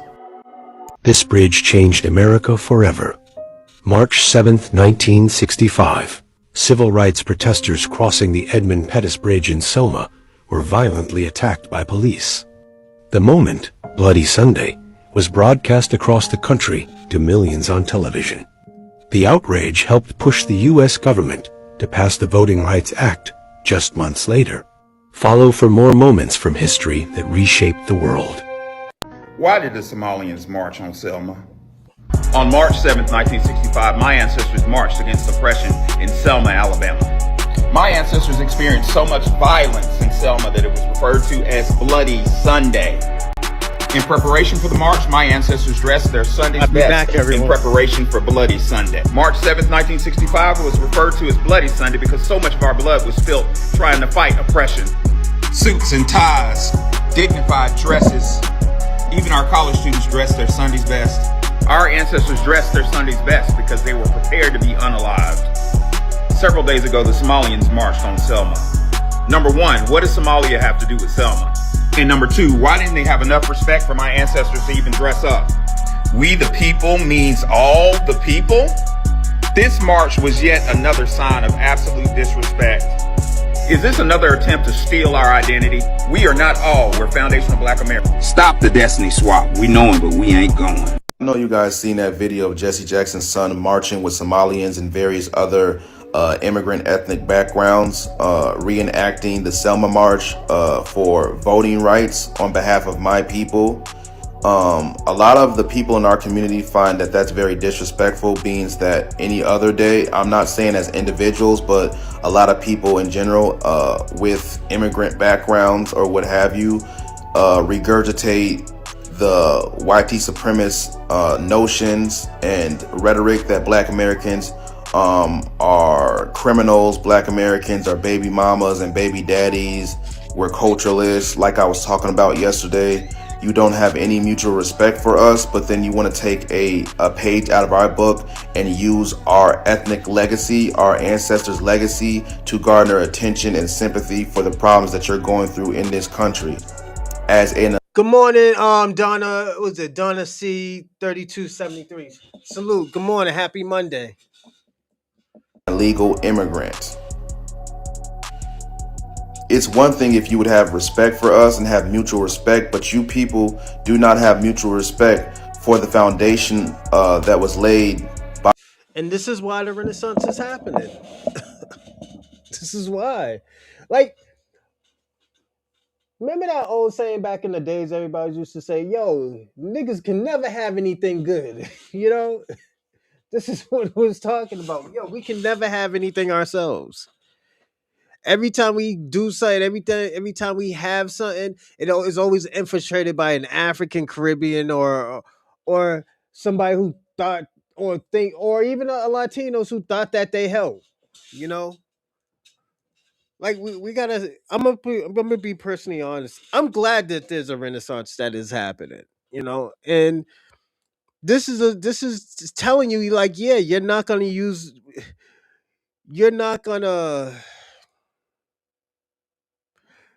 you are not gonna use my patience for weakness. You're not gonna use my patience for weakness. I won't say my kindness, but they don't think we're kind enough. So they're not gonna use my patience. Trying to build with them, help them. Nah, fuck them. Fuck that. You know? If you wanna help yourself. That's why when shit like this happen, we just laugh. Like, yo, this ain't nothing new. This ain't nothing new. Why the fuck are Somalians, people that are considered Arab because they don't consider themselves black, singing old Christian Negro spiritual songs? Talking about, yo, we need to come together. Like we never seen this gameplay before. Like we never seen this gameplay before. This gameplay, we've seen this gameplay done by the Latinos. We've seen this gameplay done by the Caribbeans, the Africans. Now it's the Somalians and the Mexicans. Yo, we all need to stick together. We're stronger together. Nigga, we've been saying that shit for 60 years. All of a sudden, y'all niggas get yourself in a fucking pickle. Now y'all, we need to stick together. So you could do what the white supremacists always do when they get into a war. We all need to come together and have unity. It's so bad. Nick Fuentes is using that fucking game plan. By my people and by our ethnic group of people, but you want people to feel sorry for you and rally behind you when you have problems. That's not how that works, and that's why we feel like it's disrespectful when you guys try to reenact that march or what have you. That's very, very disrespectful what y'all are doing. Because y'all never respect us any other day. We tell you to stop using the N-word. We tell you to stop. Miss Donna said I should have been at the bridge. Yeah, I used to live over there for 7 years. That's where my mama's side is. My my grandma and my gramps. They from Selma. They from over that bridge where they were walking. I forgot the man's name. Robert Osco, some shit like that. He was a racist, anyways. I don't know why they named that man that bridge. They need to name that bridge after me or something. Regurgitate these white supremacist talking points that are detrimental to our community, and you still do it, acting like we don't stick together, acting like we're a degenerate class of people, but then you want to use our civil rights legacy to garner sympathy. That's bullshit. But the movement is transformed from them and then to us and now. This is our moment because our time has come to defend our rights. This is one step in that great legacy. Let's march with solemnity.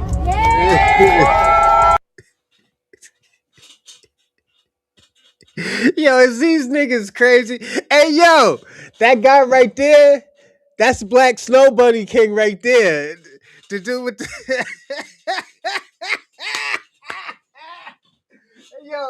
yo, Black Snow Bunny King. I know that's you right there, nigga. Come on, don't do that to me. Yo, nigga, we know it's you. And that great legacy. Let's march Black with Snow Bunny solemnity. King. Keep hope alive! Keep hope alive! Keep hope alive! Keep hope alive! Keep hope alive! Keep hope alive! Keep hope alive! Keep hope alive! Keep hope alive! Keep hope alive! Keep hope alive!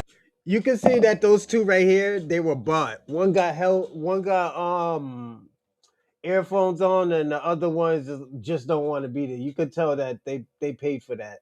This is a paid. This is a paid march. Oh shit, my phone.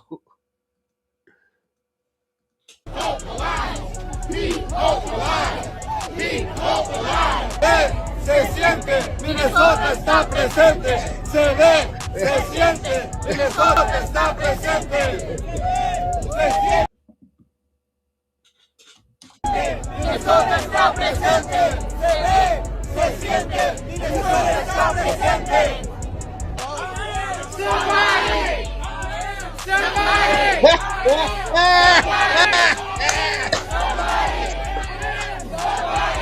Oh, deep in my heart, Singing old Negro songs. I do believe we shall overcome some. Yo, niggas is really singing old Christian Negro songs. This shit is crazy. And these niggas is Arab. Let me tell you something. When you're Muslim and them niggas got you singing Christian spirituals, you know that's a strong ass fucking race. Fuck Mahatma Gandhi. He was a pervert, nigga. I'm gonna tell you that, Shabaka. Mahatma Gandhi was a pervert. You didn't know. Let me tell you something. Since you're all this Africa shit, tell me why Ghana wants to get that fucking Ghana Mahatma Gandhi fucking statue out of that country. He was out there fucking y'all people, especially the men. Gandhi was. He was fucking the men and women. So this is why I said y'all pan-African. And you tell me most of the time, all the time, I need to educate myself. I need to read. Nigga, you don't know nothing about Mahatma Gandhi? You don't know all the nasty shit he was doing in Ghana? One of the countries he went to? And you're mad at me not educating myself? You don't. This is how bad Shabaka is. Shabaka is a selective. He's a selective Pan-African. And this is how selective he is. I remember, and this is why I always call Shabaka a sucker and a punk. Kwame, as everybody know as Revenue, came on my show and told everybody that black people got spit on and chased by dogs. And Shabaka told me he was one of the civil rights leaders and activists that were getting chased by dogs. Was a freedom fighter. Was getting busy out here. Shabaka said he was one of them. I told him what Kwame said. I was like, yo, Kwame told me y'all was getting chased by dogs and getting spit on. This nigga Shabaka said, well, he got great talk. He got a great point right there. I was like, oh, this nigga's a sucker right here. I was like, Shabaka, you're a fucking sucker. I was like, you's a punk. Yeah, this is why he always gets mad at me and he spaz out on me. And look at here comes another. How you a Pan African? You like white women's Black Snow Bunny King? Like, come on, what the fuck is wrong with you? This is the shit that I deal with on my show with Pan Africans. We got one that who has a fetish of getting spit on by white men and chased by dogs, Shabaka. And then we got another one right here, Pan African, that in love with snow bunnies. He loves white women. He's always defending white women. I remember I was kicking the back end of Lily Gagger, the one who always talk about niggas this and niggas that. White woman, blonde hair, blue eye type of bitch. Here comes Snow Bunny. That's not right. You shouldn't talk about that white woman like that. She didn't do nothing to nobody. That's Black King right there. That guy right here. That's him. That's the guy who said that about that snow bunny. And he's supposed to be a Pan-African. This is why that movement is falling apart. It's falling apart like the conscious community. Y'all are falling apart like the conscious community. First it was Dr. York, now Brother Polite, now Dr. Umar. All y'all niggas is falling apart. And the thing about it, we don't have a movement. Everything is lineage. This is a renaissance we're going through right now. This is a renaissance. And you were, and this is why I always tell these people about these Pan-Africans, because at the end of the day, I used to love these Pan-Africans. They talk about the Africa thing, how beautiful Africa is. I started looking into Africa. Africa is a place I would never ever go. I'd rather hold hands with a transgender in Times Square before I go to fucking Africa. I'm gonna be personally honest.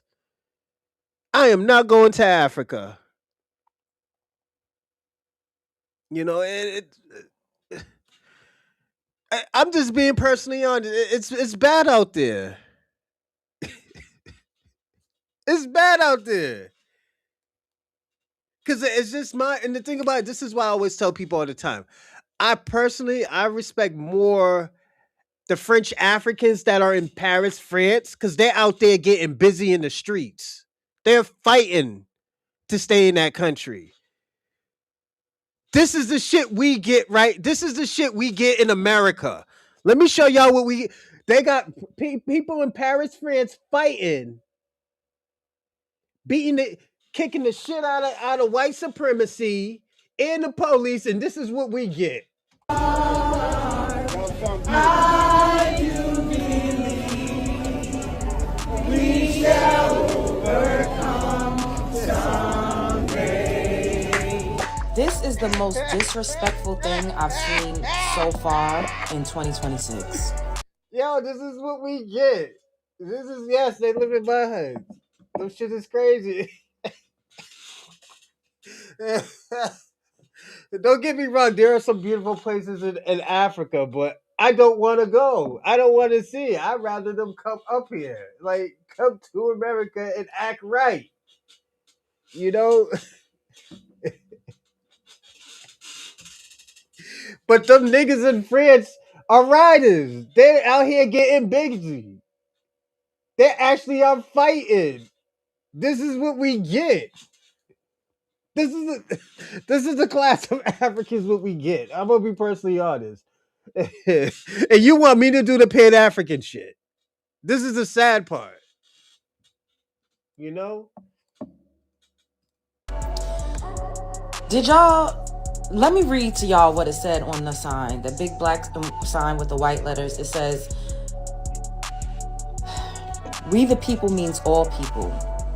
And it says at the bottom, immigrant defense. I'm gonna say this, Black Snow Bunny King. And I'm gonna finish this. I think it's a money grab. I'm gonna be personally honest. I think it's a money grab with 19 keys. I don't think because come on. And I'm surprised Tariq Nasheed didn't talk about it. Because sooner or later he's gonna have to talk about it. And I know him and 19 Keys has a relationship. It has a friendship. You know. Why? Hold on, Shabaka. Why are you jealous of the African French people? Cause they getting busy out here, and y'all niggas singing "We Shall Overcome" in the streets, nigga. Of a place where I used to go fishing as a kid. Like, come on, man. But let me get back to what I was saying about 19T. So I want to finish this video. So I'll tell you this. I think it's a money grab. I think a lot of this shit that is going on, Black King, is a money grab. Oh, okay, cool. Thank you, Convo. I do appreciate that. It's just like, as I said, it's a money grab. I personally, and this is the only thing I know about 19 Keys, because I like 19 Keys. You know, he speaks a lot about Black Americans in our culture. He was the first one I ever heard about who tells the story about John Horse. I heard Tariq Nasheed said it a few times, but 19 Keys put it in details that John Horst was a black man, from Florida. So sometimes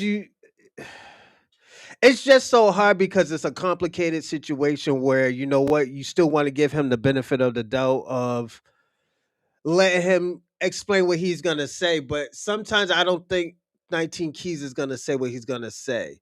Um,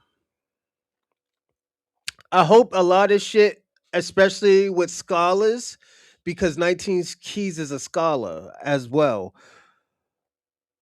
I hope behind closed doors, Tariq Nasheed and him can see what the fuck is going on. Like they can have a conversation, even make content out of it. This is the content world.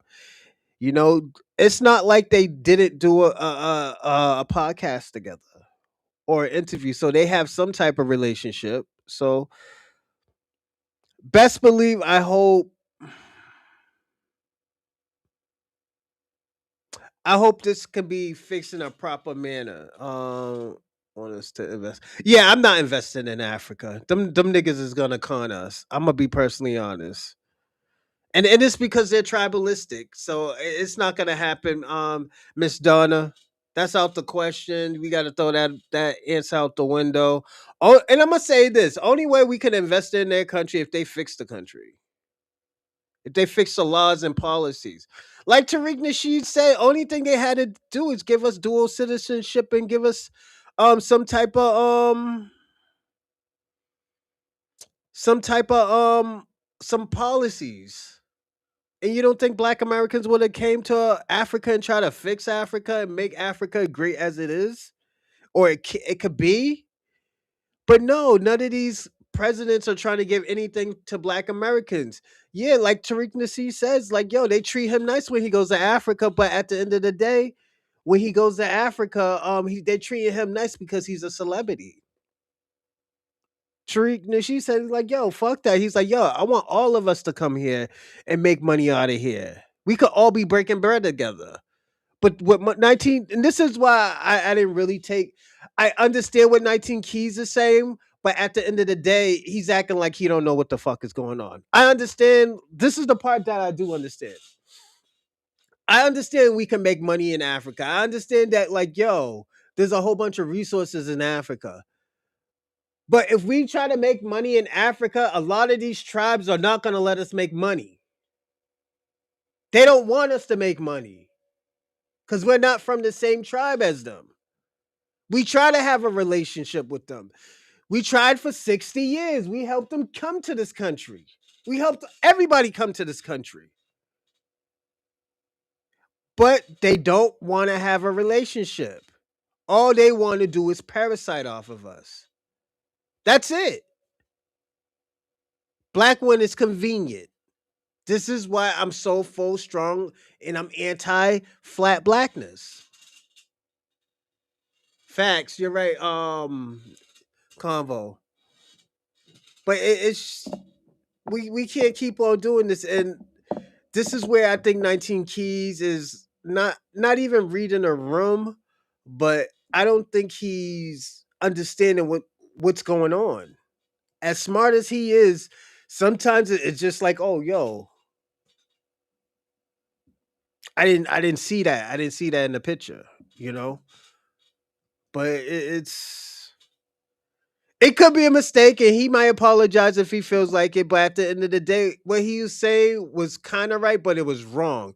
Out of bad intentions. He was right out of bad intentions. So what I mean by that is like, yeah, he is right. Yeah, we should be trying to make money in Africa. Africa has all the resources, but 19 Keys understands that they're not going to let us keep that. Anything that we make, anything that we grow, anything that we empower in Africa, they're not going to let us keep at all. Africans has always been like that. Africans has never changed from a long time of doing that. Are there some? Yeah, there are some people that will, yo, you can build with as an African and a black American and or black American, but it's not a lot of them.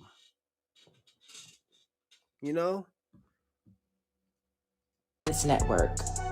This is All Lives Mattering Us, and it's done at the hands of people of color and deeply melanated immigrants. The Somali community has assembled immigrants, Latinos, I've seen a few European immigrants up in there, and immigrants from all over the world to hijack the civil rights movement. If this is not utterly disrespectful, disgraceful, and dangerous to you as a Black American, then you need to wake the fuck up.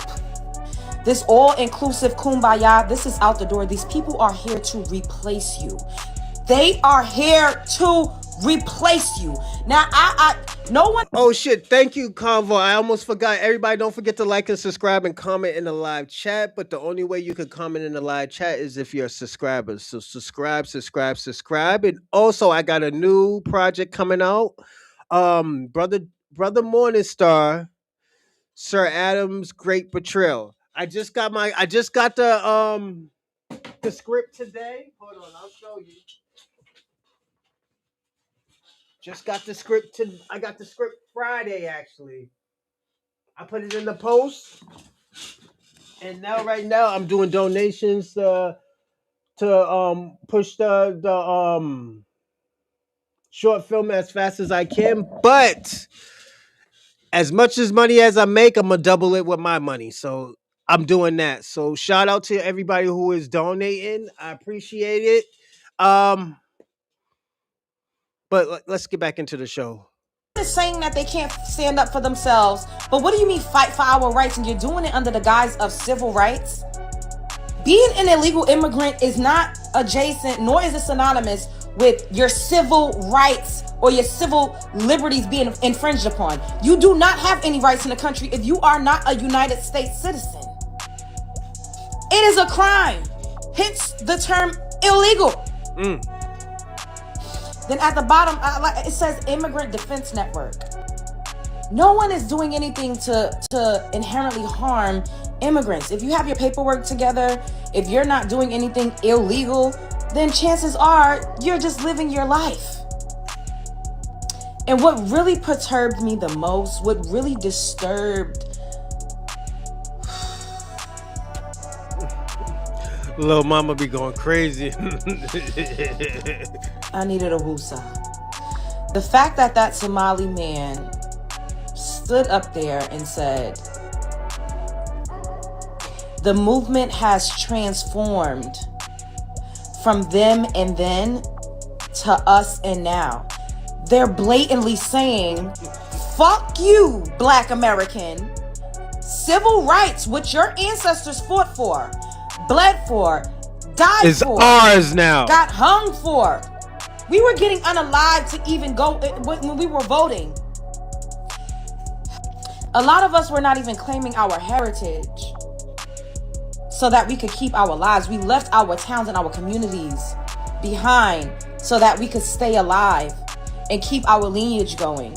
Those of us who are still alive today, we are the ones that survived. We are the ones that made it through. We are the product of the ones that fought and prevailed. So for these immigrants to come over here, this is making me so angry. Like, I feel very emotional. I have to calm down. But for these immigrants to come over here and steal a movement that was created, curated, fought for, and literally built on the bloodshed of our. But the movement is transformed from them and then to us and now. This is our moment because our time has come. Snow Bunny King. That reminds me of you, Snow Bunny King. That guy who's talking. That's why I think it's you, man. That's you. To defend our rights. This is one step in that great legacy. Let's march into liberty.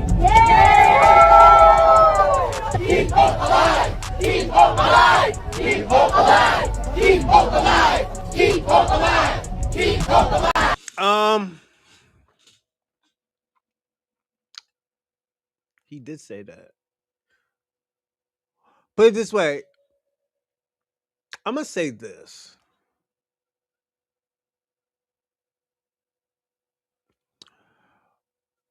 I think, and this is just me,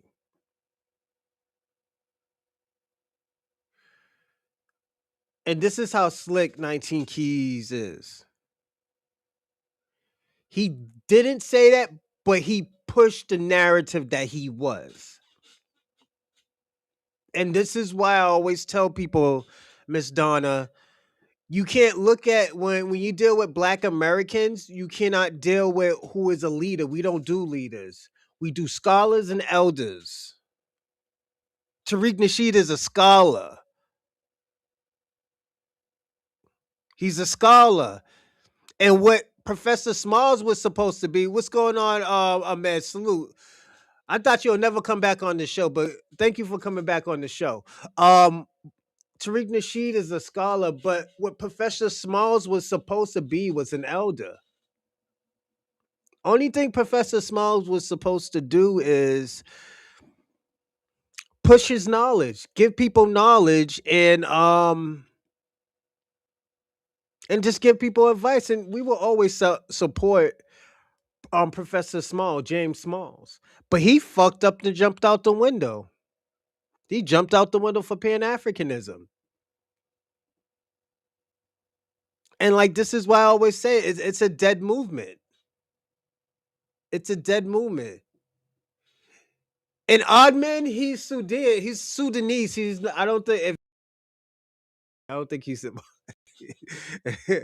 Hey yo, Oddman, let me ask you a question. How was Selma, Alabama, my family's hometown? Selma, Alabama. I seen you protesting out there. So you knew I had to say that, man.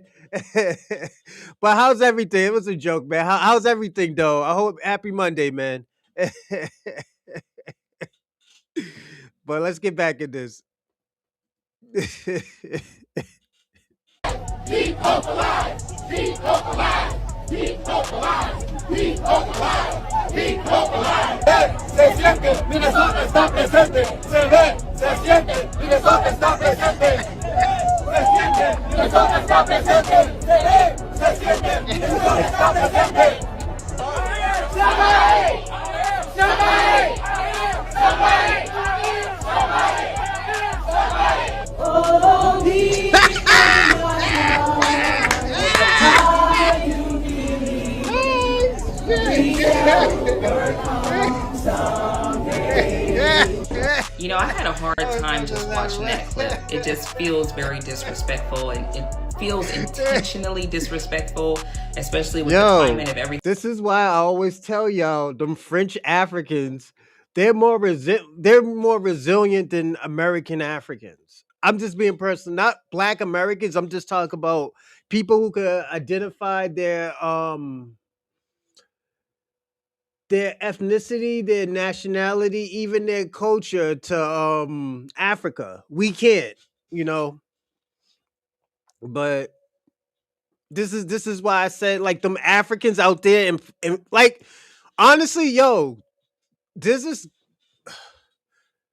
this rapper. His name is Chili, Chily. The nigga did 2 years for beating him and his boy for jumping the police officer in Paris, France. They beat the brakes off the nigga and they sent him to jail. And you know what? When he got out, the nigga was dancing, rapping like he was fucking Bobby Smurda before Bobby Smurda went to jail. This nigga lit, got the dreads, got the blue dreads going on. The nigga's lit right now. This nigga's making songs about beating cases. Like he don't give a fuck. Like you look at the Africans in America, they're doing shit like this. Oh, deep in my heart, I believe we shall overcome someday. Y'all niggas shouldn't be doing that. And especially if you're trying to stay in America, you shouldn't have a Somalian flag. You should have an American flag. As I always told y'all, have an American flag because it tells white supremacists I am American just as I'm American just as American as you. Dorsey, what's that? I was protected. Yeah, it tells you there you're more American. You're just as American as the white supremacists. That's what it's telling you. You should never have any type of tribalistic flag up. Never. This was a bad move. Only time, like, I'm gonna give you another example about France. When they protest, they got the flares. They going crazy. They're jumping on cars. But you know what they have? They have the French flag. They have the French flag. They don't have their country's flag. They have the French flag. This is why y'all put yourself in this situation, because American gives you too much freedom. But when your freedom is challenged, you cry foul. You cry for help. You cry, we are all black. Look what they doing to us. Nigga, I'm not no immigrant. I don't know about that. That's not my experience. You can't do that. And this is why I say, yo, y'all gotta get on the same game plan. Y'all already fucked it up with black Americans. There ain't no unity. You're gonna have to figure that shit out yourself. But the thing that you're gonna have to do, and I'm gonna be personally honest, you're gonna have to reinvent yourself. Ooh, you're gonna have to reinvent yourself. And when I say reinvent, I don't mean like, oh yo, let's do some old shit like you're doing now. No, you're gonna have to reinvent yourself how y'all got to this country. Y'all gonna have to prove to America, what are y'all bringing to America? Um, Not just culture, but all the hard work and all the effort that you're putting into America. But if you ain't gonna do that, nigga, they're gonna kick you the fuck out. They're gonna kick you the fuck out. Follow if you hold up. If you're gonna be an immigrant, follow the French Africans game plan. Follow the Arab French. The Frenchmen are doing the right thing. They're all holding they're always all holding French flags. They all have the PSG jerseys. Like, come on, what are y'all doing? This is why delineation is important. This is why this Renaissance is being empowered. Because at the end of the day, y'all showing who y'all really are. Y'all are showing y'all showing us who you really are. And I told y'all for 2 years, you're gonna have to police your people. Black people can't be the only one policing their people, denouncing what the fuck is going on while y'all are staying quiet. This is why y'all singing old Negro spirituals. Y'all thinking this shit is 1964. You got white people laughing at y'all like, yo, is this niggas think this is a remake of fucking the civil rights movement? This is what y'all making niggas feel. This is like a Broadway show or some shit. Like, let's personally be honest. This shit is crazy. Let me see what's going on. I'm sorry, I was talking crazy too. She sounds smart to no, she makes sense. I'm gonna say this, Black Snow Bunny King. You can't get mad when niggas make sense. Let's see. Romanian call Adonis Live a nigga today on TikTok. I'm not surprised. FBA convo. I'm not surprised. That's how Romania is.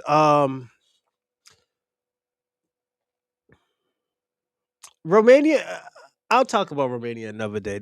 It's a civilized, crazy place.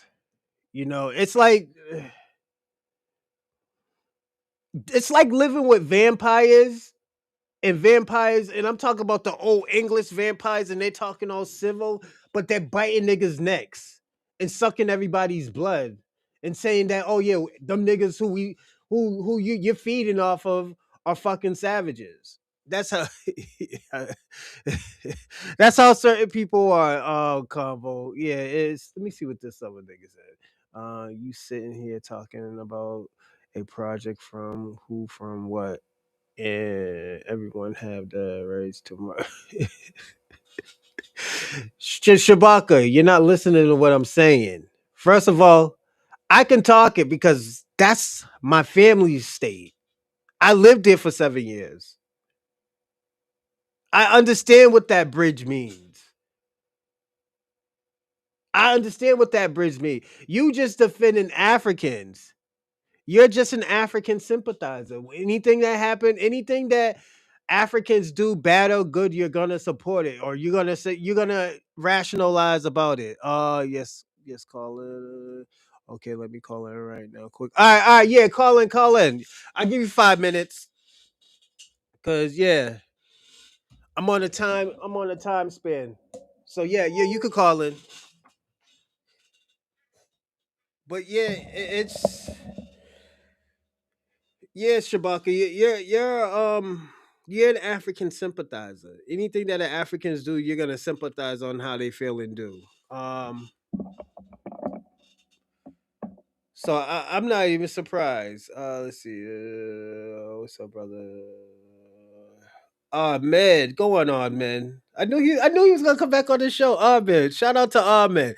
Everybody, if y'all didn't remember Ahmed, I think this was you, Ahmed. You was the guy who was defending. Was it Myron that you was defending? Yeah, I think you was defending Myron because y'all both from Sudan. But yeah, these are the shows that we be having. They're kind of unorthodox. I will explain. You too, Miss Donna. My shows that I be having, they're very unorthodox. Like the show that I'm gonna do on Wednesday, it's gonna be super dope. Dorsey actually gave me the inspiration of doing this show. Is do you lose your soul when you leave your country? So that's gonna be on Wednesday. Dorsey gave me the idea, so shout out to Dorsey and happy birthday to Dorsey too. You know, but let's go on until he calls. You know, I had a hard time just watching that clip. It just feels very disrespectful and it feels intentionally disrespectful, especially with the climate of everything that's going on between people saying that Black Americans should be in solidarity with immigrants and then them going down to Selma where our ancestors marched due to persecution. Them trying to marching on that same bridge, to me feels intentionally disrespectful, regardless of how they try to flip it and make it. We got a call, everyone. Call from FBA Convo. What's going on, Convo? What's going on, Reaper? How you doing today? No, man, I've been good, man. I've been doing a whole bunch of emails this week, and I was in Maine this week, and I was Okay. a whole bunch of Somalians. ICE is down there heavy, so they're down there heavy. The Somalians, yeah, ICE ain't playing around. Oh, you bullshit. Quit bullshit. No, they down. Yo, ICE is down there in Somalia. I mean, ICE is in Maine right now. Yeah, they're heavy down there. It was? Yeah, no Damn, joke. they said that they ISIS in Michigan, but I don't see them around. But they said they here. Oh yeah, that is. You might not know this, and the thing about it, they're popping out on people like they're in raids. There are some ICE that be carrying around rifles. ICE be carrying them around, right? And where I was, not in Maine, but in Massachusetts, Right. they were running in people's houses. Whoa. Yeah. That's real. Right? Yeah. And I live around all Spanish folks. Where I'm at, You do? where I'm at is all Spanish people, mad Dominicans. I feel like I'm in Punta Cana, you know. So yeah, I live around a whole bunch of Spanish folks, and yeah, they be running up in their houses. Yo, a lot of these motherfuckers is illegal. It's like little Dominican up here, you know. That's crazy. I live a bunch of mixed people. It's like blacks and whites over here in my neighborhood. Oh, it was a Spanish couple down the street in my 2 doors down from me. Lived there for 15 years, dog. As soon as that stuff started up about that ICE and all that in Trump, they fucking left at the quiet of the night, dog. They was gone. I was like, what? Damn. Yeah, fast as hell. It's not beneficial anymore. So when stuff ain't beneficial anymore, they just flex. Like we ain't even staying around for nothing like this. I'm gonna tell you. I think he took his family back to Mexico. Yeah, I don't. Because he was making money, so he had the means, put it like that, Yeah. to be able to be like, fuck it, we gonna go back home. Fuck it. Yeah. Fuck all that. And plus, don't forget, they're cleaning up Mexico right now. And it's not just Mhm. America that's cleaning it up. It's damn near the United Nations that's cleaning it up. You know, Mm. because all those drugs and stuff. I think also too. Yeah, I think one thing I'm gonna say about Venezuela. Um, what's his name? Dorsey was right about Venezuela. They want more than just trying to stop the drug dealers. Mhm. I think also too. I mean, it wasn't about drug deal. I mean, it wasn't just about stopping drug dealers. I think it is about gold. There is resources that they want. Like they did the same thing with Nigeria. They blamed it on Muslims in genocide, you know? But they Uh-huh. airstrike the whole fucking country. It Well, just doesn't make sense, you know? I don't even know what's going on abroad, man. There's a lot of things going on out there. They be saying that they be mad at me because I don't really care about what's going on in abroad. But I got some FBA people that be caring about what's going on in Rwanda and all that stuff. I really don't care. Check it. Let me go ahead and land my plane and stuff. Check it, man. So like I said, man, I wanted to go ahead and hit that Adonis topic, and then I want to address the prompt real quick. And that's so. Listen, that's Adonis situation. Okay, y'all don't know if y'all know about my boy Adonis Live, but he had got into a little squabble in Romania probably like 3 weeks ago. Yeah, knocked them out. 3 weeks. Yeah, he knocked out kid and stuff, and it's been real bad, like not going his way because in America he probably would have been straight by now, but in Romania they tying it up and all this stuff. They ain't even trying to lock up the little boy that had got into the squabble. Who They spit it acting like on? No, he spit on him. He spat on him. I know, we know all of that, but that's what I'm saying. In Romania, they looking like dogs. He never hit you. He spit on you. You should have spit on him. And I'm like, wow, that's crazy. So anyway, look, Romania is not America, so we gonna start talking about Romania. Okay, so my man is in Romania, and he said that he had to go. Probably he had went to jail for probably one day, and then at the end of the day, they probably put him on house arrest for like 3 weeks. So that's up to this day right here. That was like a couple of days ago. 3 weeks had passed. I watched the video. They came over there and took the ankle monitor off. I'm like, cool, you can go ahead and leave now. He said, I can't leave right now because I got like 2 months to see my PO. I'm like, bro, listen, when I go to the PO, they checking me for motherfucking marijuana and if I be drinking too much. What the hell? I already know that you don't do nothing. Yeah. So what the hell you PA for? PO for? So then we had to laugh today, right? And so he over there like, Kev, man, y'all look out for me, man. My motherfucking lawyer fees is up there, like 20 bangs. Damn. So anything, I don't give a hell, man. Y'all throw me $2, y'all throw me $100, I don't give a hell. And the family be looking out like they looked out for Hidden Colors. Shout out to all my FBA family. Where's his donation thing? Where's his donation thing? No, he was just doing a YouTube video. We was on YouTube. Oh, and you know okay, how you can. I could drop you a donation right now, but you know how it is. All I said, just throwing into the GoFundMe. I'm gonna hook you up with that. I'm gonna hook you up. I'm gonna try to get your film on. Yeah, but also too, if I could give him something too, just to help him out, yeah, definitely. I know because I seen a little bit. People would give him like $50, $100. Yeah, they were throwing him some cheddar because they're worried about him. Yeah, they're worried about him. He got a lot of haters too. Yeah, he got a lot of haters. So that's why. Let me bring this to this so I can get out of here. Anyway, so let me tell my story. So anyway, so my man's Adonis getting money and shit, on the live and shit. It's all good and shit. And it's no big deal or whatever. And next thing you know, he walking down the street. He live. He live. And today, okay, like he naming the days because this the 4th day after he got his ankle monitor taken off. So he kind of like can roam around Romania, but he still can't leave Romania. So it's all good. So he be still roaming around Romania. So now you got people that everybody in Romania know what happened now. Everybody in Romania watch TV. This is on TV in Romania. So everybody know what happened to Adonis. He famous. He black. Okay. So they could see him a mile away in Romania. Okay. So that's what happened. It was like everybody was walking up on him. Hey, Adonis, how you doing? And they trying to get pictures. Hey, Adonis. And there was this one dude, bro. I was watching this morning. And out of nowhere, dude say, hey, is that you who spit on my man? He said, "Oh shit, how you doing?" He said, "Yeah, man, you knock me out, motherfucker. Knock me out right now, then, since you over here fighting folks." I'm like, "Oh shit." So Adonis started walking like a little bit faster because my man started walking behind him. Like, and he called him a nigga and everything. Like, "What up, nigga? What you gonna do? You shit your pants right now. Now you got somebody that's your size, and now you don't want to fight." I'm like, "Oh, I think he about to get into another squabble in Romania because they was hating on him." And in the comments, dog, was going fucking crazy. They had this motherfucking real nasty hacker, right? That was up in there saying the channel going down, like spamming, the channel going down, ha ha ha. And then he turned around and said, "Fuck it, then. I'm gonna make 2 mines." He got 2 of his people that been with him since day one. Okay?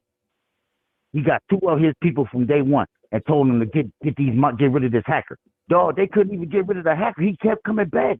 He probably in there live right now. Because Adonis don't really have nothing to do but go live.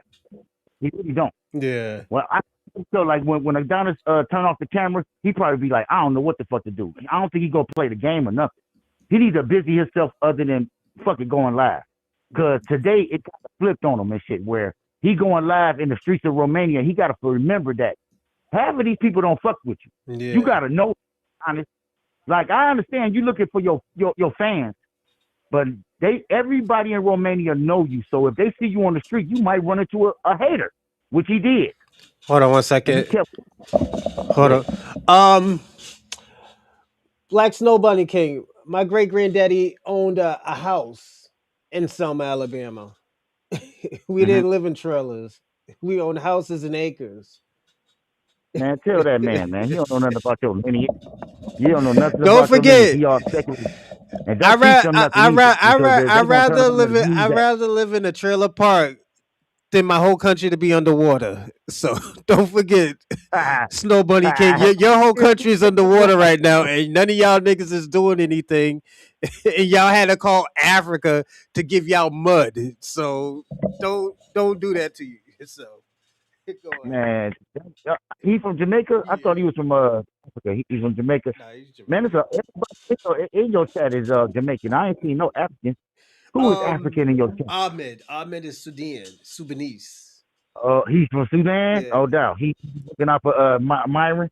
He be looking out for him. Like, oh, I like. Well, no, he said it was a weird conversation. I told her I can't even think about it because we had like 2 people that defend Myron. There was one guy who the first day that we did what's my man's name? Marquette. The guy was like, "Myron saved my life." Myron saved my life. It was this guy. Yeah, that was that guy. Then Ahmed came. I don't know how we got in with Ahmed, but Ahmed was funny. I guess he'll learn something. He'll learn something about about black culture. So definitely he'll be fine. I guess just as long you don't try. As I'll tell you, Ahmed, don't try to strike my page. Don't try to get my page taken down. I'll let you I'll let you say whatever you want because it's the law of the land. That's all I said. Respect the laws of the land. You can say and do whatever you want.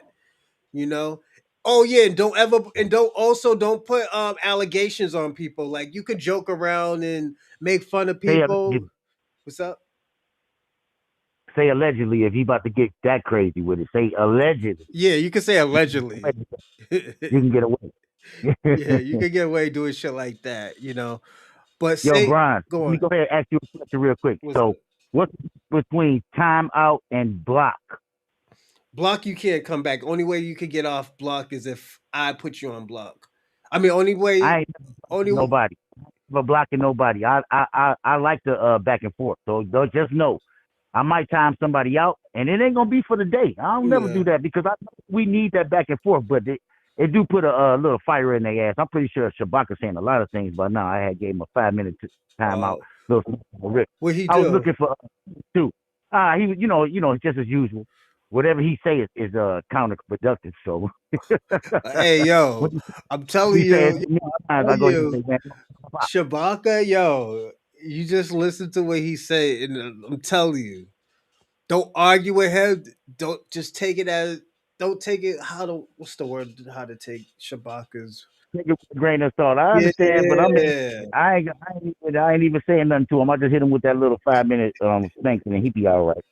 Then I'm gonna go ahead and give my man Black King one. That's for you. All right, so cool. Let me get up off the phone, but let me go ahead and answer the prompt. So read the prompt to me. What's the question for today? Excuse me, sorry. FBA's Renaissance is the new. I mean, is the modern day 1619 project. So remember the Hey man, first 1619. thing Oh, go on. after that question, I would have to know what happened in 1619. What was so special about 1619, Brian? Dorsey was telling me that it was that's when people found out about Black Americans, about our history or something like that, or that's what who's it? If I'm not plugged, yet there Yeah, hope. we got the 1619, so we know what we talking about. Yeah. Now, if I could replaying it like that, now I mean, I don't know if that was a Black Renaissance that day. It may be, but because I wasn't there, 1619, that was No, like 200 years. FBA Renaissance. I'm talking about the situation that's going on now with the delineation, the Renaissance, the FBA Renaissance.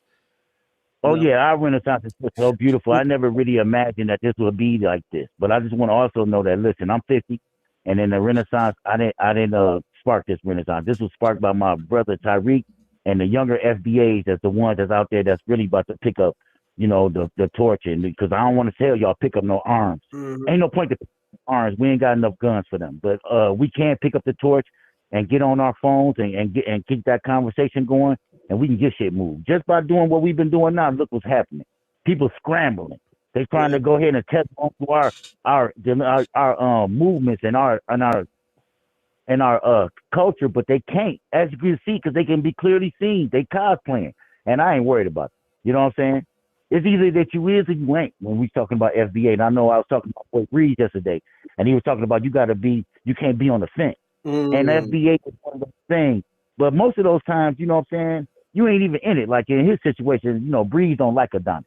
And I do. I like Adonis. I like Breeze. So I'm out that situation. I'm not in y'all situation. That's between y'all. You don't like them. I like them. And I like you too. So I just want to leave me up out there, y'all little beef. You ain't got to get in everybody beef. Put it like this.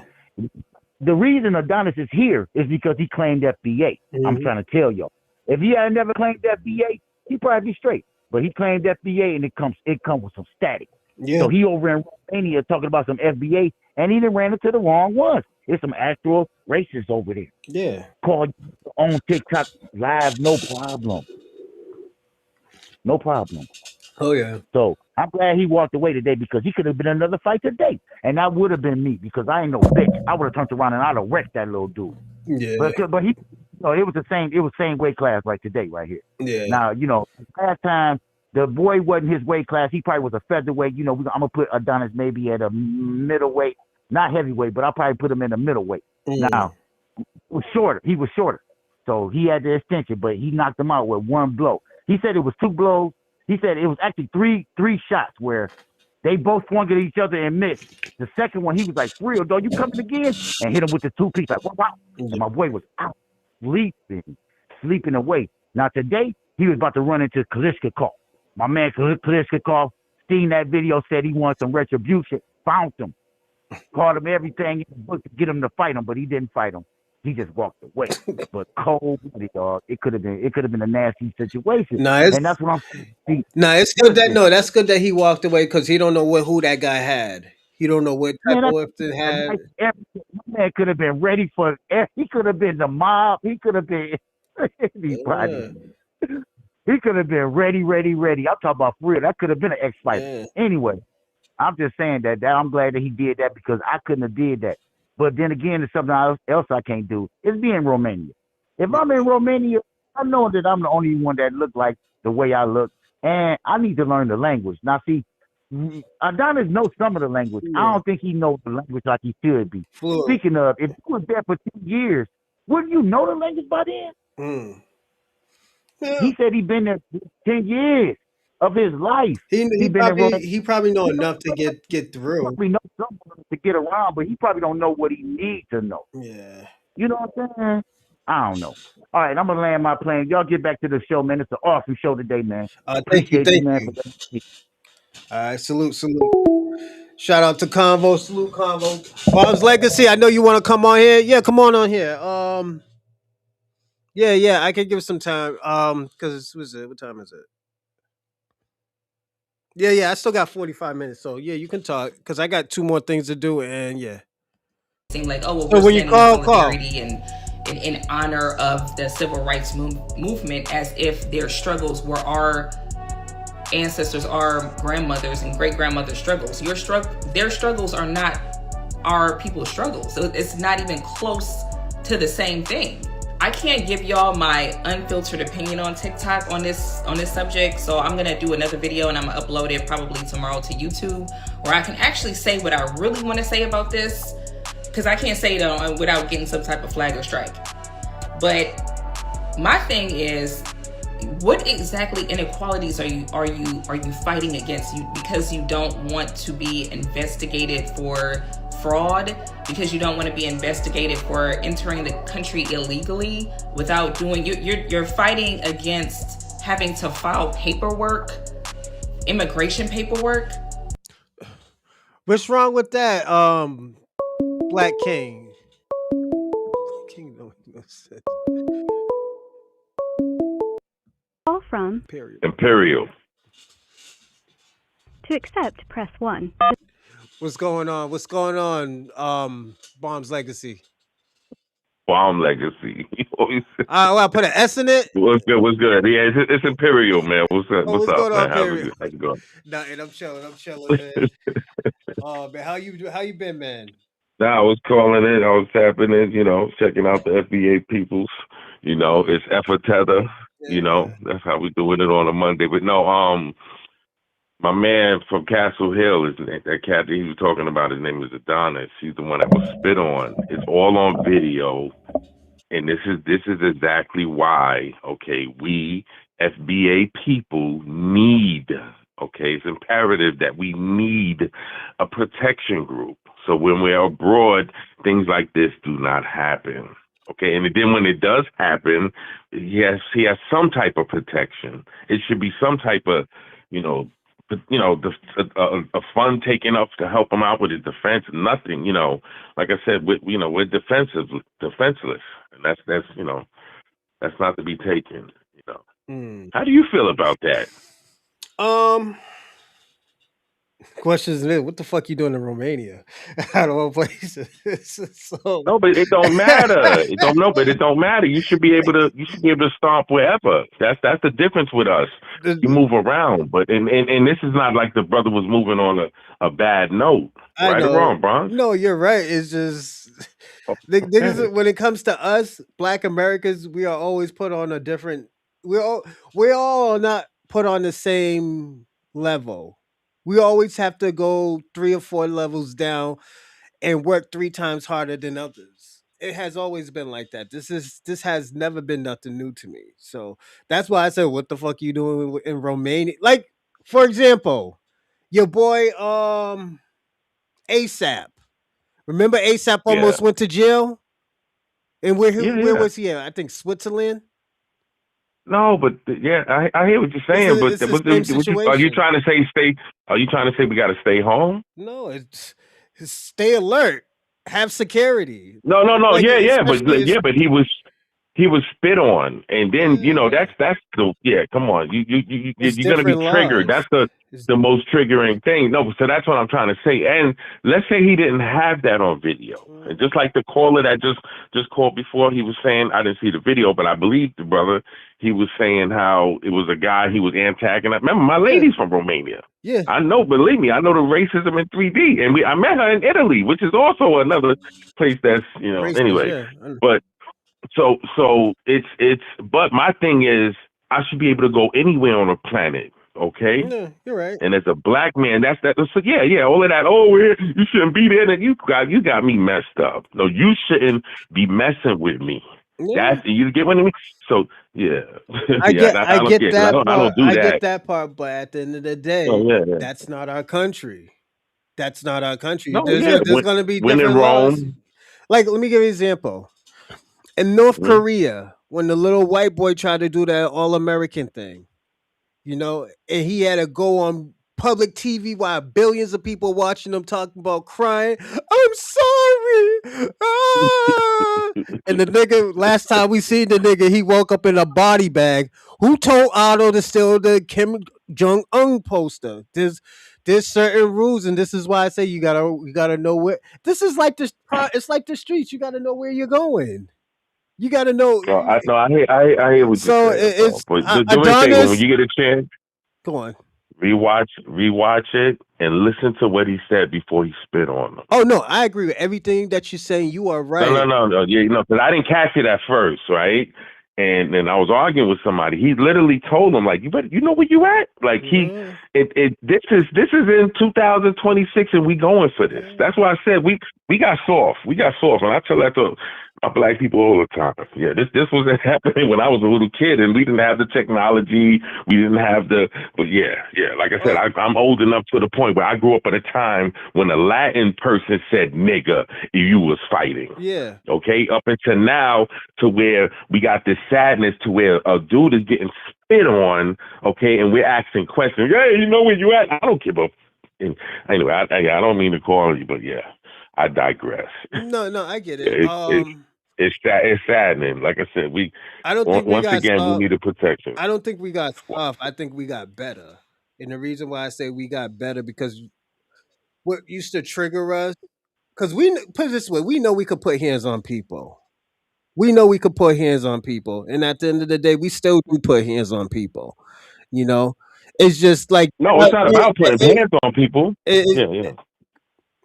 It's because he put hands. He laid the dude out, but that's not the point. But what my thing is, what I would say, what he should have did was you should have called Popo, and then after you got Popo, you know who that is. And if you need to take care, remember I was over there. It's real easy to find, especially there. It's very, very corrupt. Okay, because you got to remember where you at, who you are. Okay, you're a black person. And the laws.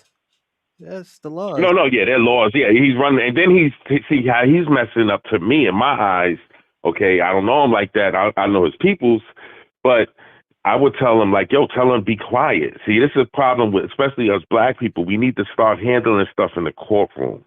Stop with all of this getting online and telling their whole case. And then, you're going in the courtroom wondering why, they know your whole defense.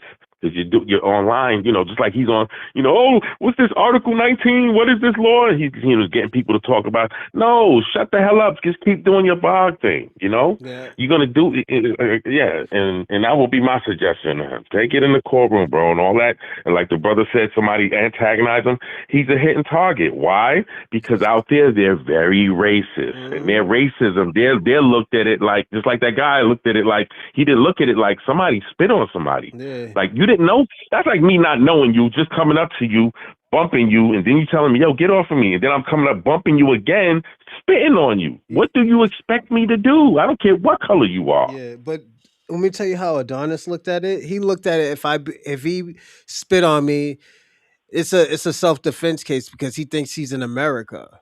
That's why he put hands on him. And he got his wake-up call. I do agree with you. I do agree with you. Yeah, he did. I do. He got his wake-up call. I do agree with you. We should handle more of this shit in court and hit their pockets. Because this is what I told the whites. This is why I tell white supremacists all the time. Instead of bitching and moaning about the small hats, hit their pockets. Hit their pockets. Yeah. Keep on. But you can't just do it one by one. You got to do it collectively. If you don't do it collectively, no, but okay. If you don't do it, okay. Let me ask you a question. Could he play victim now? Not to cut you off, but could he play victim now? No. I don't think in Romania he couldn't. I think any place in the world he can because he's not European. No, but that's what I'm trying to say. And these are the way we have to move, which is come on. That's not manly. To have a person spit on me and I gotta call authority. Yeah. What? And that's why I said clearly. That's why I said, "What the fuck are you doing in Romania?" That's what. But don't forget. And I'm a blame the Tate brothers for saying, "Oh, Romania is beautiful. It's this. It's that. It's yada yada yada." No, it is a beautiful. It is a beautiful but they don't tell you. But they don't tell you about the ugly part about Romania, though. and it's not everybody. But come on, though, you got racist people all over. But they Don't act like that. No, they do not. Okay, I was in Jamaica, and I remember I was locked up in Jamaica. Yeah, okay, that's over fighting. colorism. Over fighting was something that, huh? Is that colorism or is that racism in Jamaica? No, that was over some, you know. No, I got you. Racism, but the racism thing. I don't want to go into it, but yeah, it was. But and in there, it was problems because I'm American. That's why all of that brother, we brothers. Yeah, right. All right. No, I get you. But Jamaica has it. Jamaica and it's has, nothing compared to being locked in Romania. I'm quite sure there it's the racism probably, is way different. I think their prisons is probably way nicer than most people's prisons. So that's the only thing that's positive about it. But yeah, I don't. As I said, this is what I'm gonna say. After this, get your fucking ass out of Romania. Don't go back to Romania. Adonis. I know you like Romania. You know, there's, like you said, there are beautiful parts of Romania. Like there's beautiful parts of Africa. Doesn't mean I'm gonna go back or I'm gonna go. No, yeah. It's yeah. You gotta. And you have to move. You gotta move according. He's moving like he's on Fordham Road in the Bronx. Like, bro, you ain't even got no people that you with. Like, and that's a place where. Yeah. They'll send a bad chick at you, and what I mean, you'll be broke. You heard about them with them passport brothers getting jacked out. In them places. You have to move according. And so obviously, like I said, he's getting his what we call his nigga wake up call. Excuse my language, but no, it happens, man. It happens to all of us. Everybody, let me tell you something. If you don't make mistakes, how can you achieve to be great? So it's just it's supposed to happen. He should be he shouldn't be happy, but he should be blessed that this is a mistake that he can get through. He'll be all right. He got to get a little team with him though, because like the brother said, they definitely gonna step to him. Trust me. Out there, they like to bang. All of that. Yeah, you be thinking white boys up. Go ahead, especially when you go up there. Especially when you're fucking with their get women. The right one that they sourced up. Yeah. They like to challenge, especially now that UFC got their heads gassed up on an empty tank. Mm-hmm. So, we got, like I said, our protection has to be 365. It has to be all around. So we need to cover all bases. But anyway, I'm glad to see what you're doing, man. Keep it up. Thanks, man. Hey, when you ever gonna add a panel, man? That's why I was trying to vibe with panel to was like it? The video panels. Yeah. I told him Friday. I said, yo, we're gonna test it out Friday. Got you. Okay. So I think I know how to do it. So yeah. So you've been testing up on something. That's good. Yeah, I'm gonna test it Friday. See if it works. So but yeah, So what's up with the movie? Did you set up the movie for the GoFundMe for the movie? Yeah. I just put the link down on what are you at?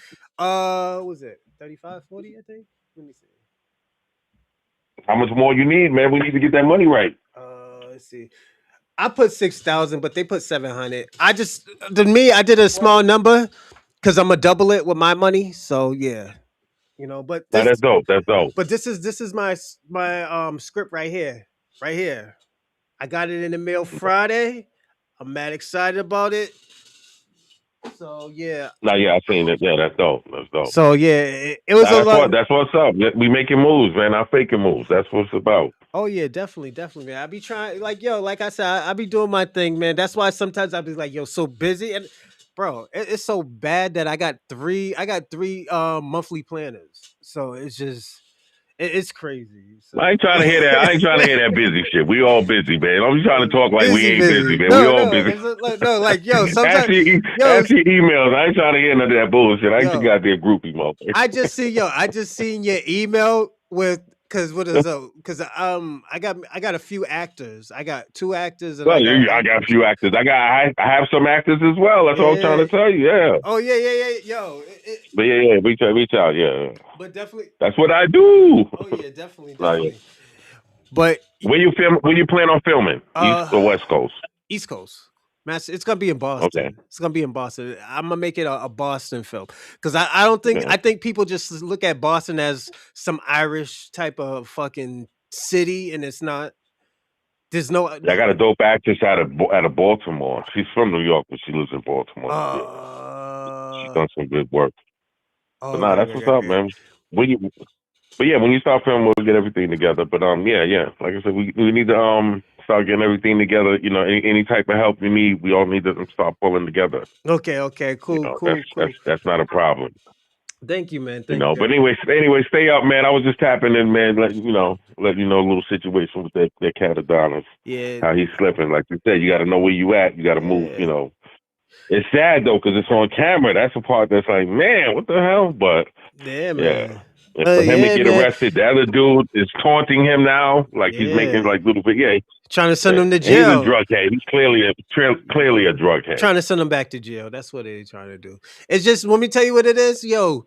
Adonis, man, yo, he loved Romania so much, man. Them girls were probably doing things to him, man. You don't know, man. Them girls probably sucking his dick from the back or something and grabbing his nipples. He's been down. No, from what I've known, I don't know too much, but he's been down there for a minute. Yeah. But that's not the point, and that's why I keep trying to tell you.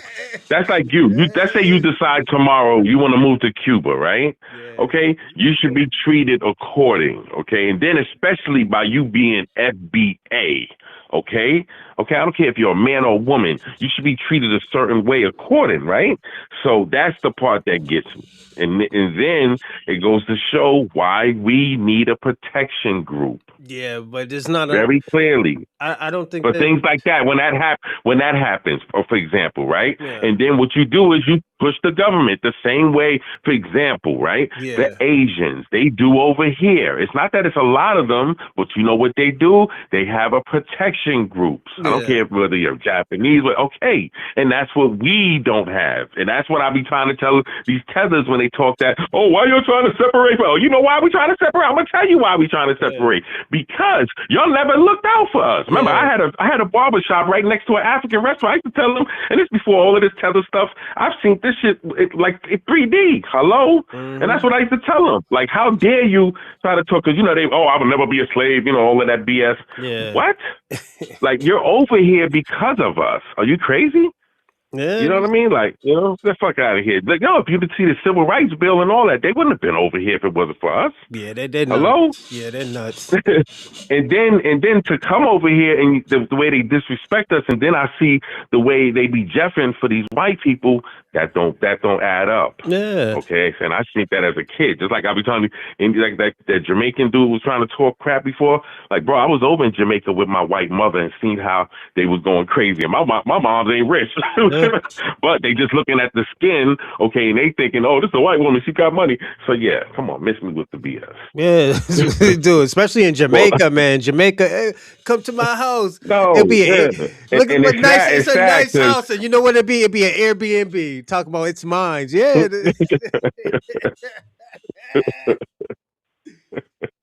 We balling. Yeah, we living like kings over here. You gotta leave at 3 p.m. You gotta go. Come on, you gotta get the fuck out of here. Yeah, that's all. Shout out to Montego Bay. Shout out to Montego Bay. Yeah. Montego. Now Jamaica's, and that's another place. Jamaica's a nice place. Like I said, it just got a bunch of them Jeffers out there. Yeah, everybody. But I say the same thing with these cats on the West Coast. Cause I've been on both coasts, and I'm like, y'all kind of be jeffing out here. See, on the East Coast, we call out the culture vultures, for example. Where it is here on the West Coast, you get like, what's his name? You got the dude Whack 100. He's suing Aiden Ross. Why? And then you was just defending him when he was disrespecting his black sister. Duh. But that's how they get down. Yeah. You heard what happened, right? You know the accusations Wack is trying to put on Aiden, right? Aiden Ross. What about him? Wack was trying to say that the nigga was trying to sexually harass. It was sexually harassing. Yeah. And then you still came around him. That's like that actor dude. Remember, he was trying to say the dude grabbed him in front of his wife, the big Terry Crew. Yeah. Like, bro, you came around him afterwards. So you mean to tell me he made sexual advances, innuendos at your ass, and then you still came to it? That means you were violated, Whack 100. That man was out here violating you, Whack. Like, yo, what's going on? On Pyru. Come on, man. No, that's why we telling these gang members. Yeah, don't pump that shit over here. Yeah, Yeah, let's whack with the out here bullshit. getting sexually No, violent. yeah, And, and see yeah. once again that makes your team weak. Why? Because this is what you guys letting around you, which you shouldn't.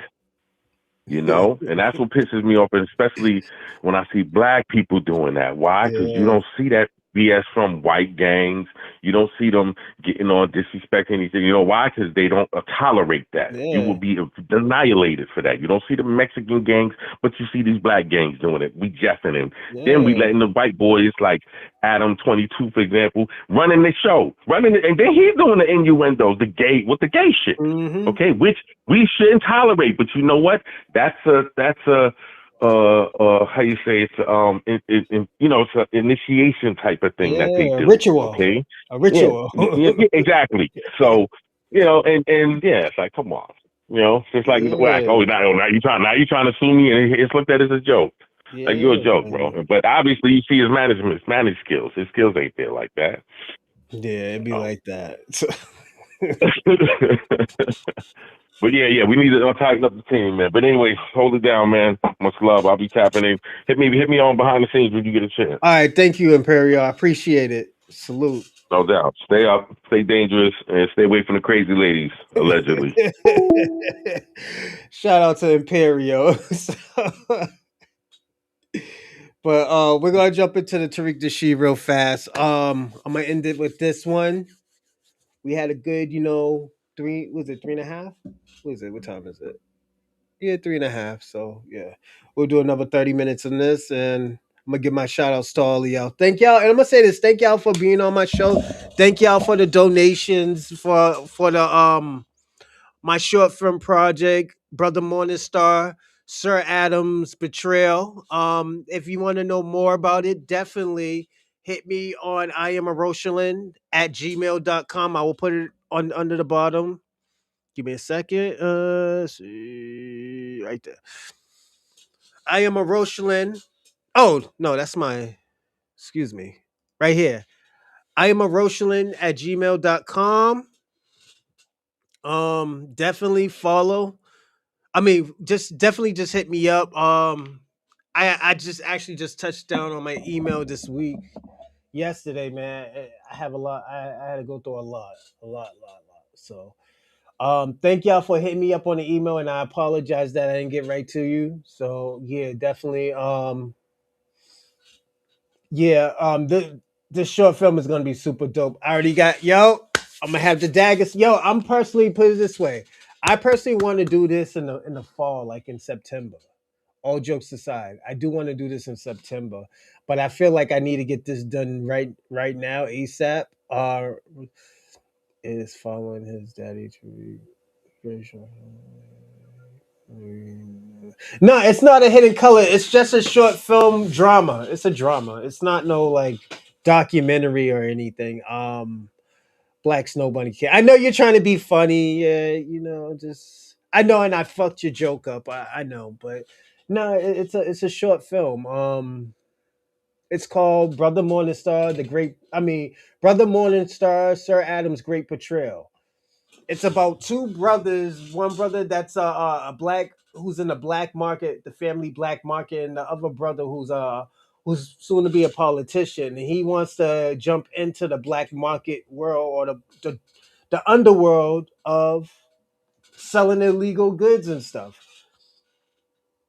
Brother Morningstar was telling him no, he don't want to. So Sir Adam didn't take it. He didn't take no for an answer.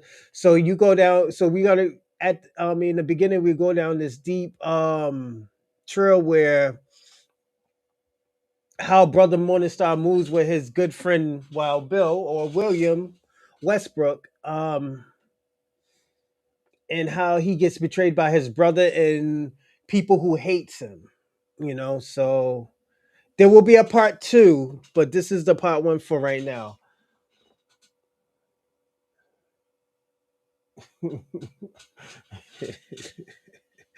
But yeah, it should be a good documentary, and I'm gonna try to, and also too, if this documentary is good, I'm gonna try to hit all of y'all towns in y'all cities and states, so y'all can definitely show come up.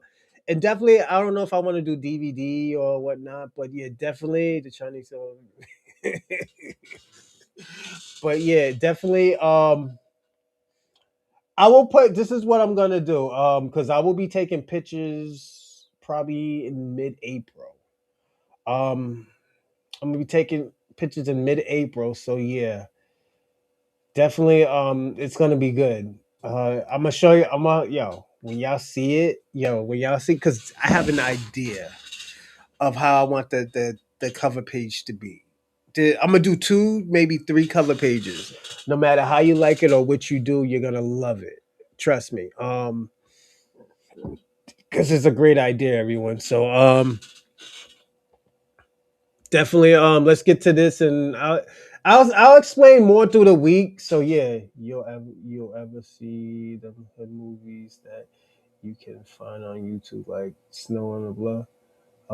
That's the type of bullshit Ron's gonna make. Oh, that was actually, I know what you're talking about with Eric Snow. Those are good. I like those documentary. I like those movies. With Eric Snow. That's who you're talking about. But no, that's not the type of movie I'm talking about. If you would have said Timu, it would have been a little bit more funny. I mean, not Timu. Tubi. It would have been a little bit more funny because I love Tubi movies. But yeah.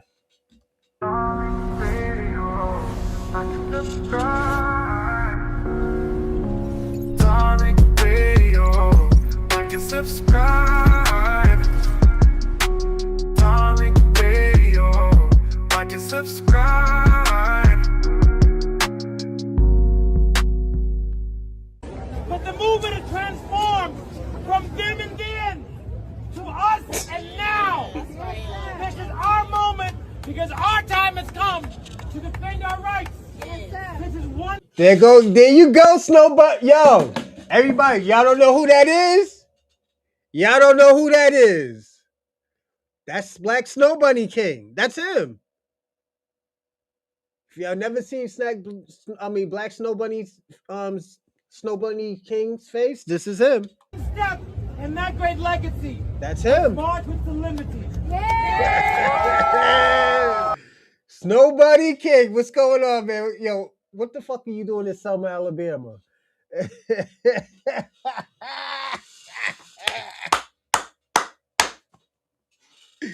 Yo, Snow Bunny King is crazy. Keep hope alive! Keep hope alive! Keep hope alive! Keep hope alive! Keep hope alive! Keep hope alive! Keep hope alive! Keep hope alive! Keep hope alive! Keep hope alive! Keep hope alive! Se siente, Minnesota está presente. Se ve, se siente, Minnesota está presente. Se siente, Minnesota está presente. Se ve, se siente, Minnesota está presente. Somebody! Somebody!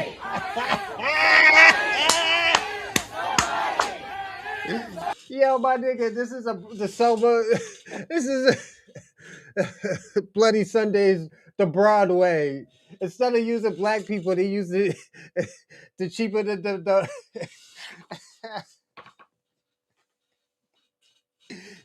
to buy cheap actress.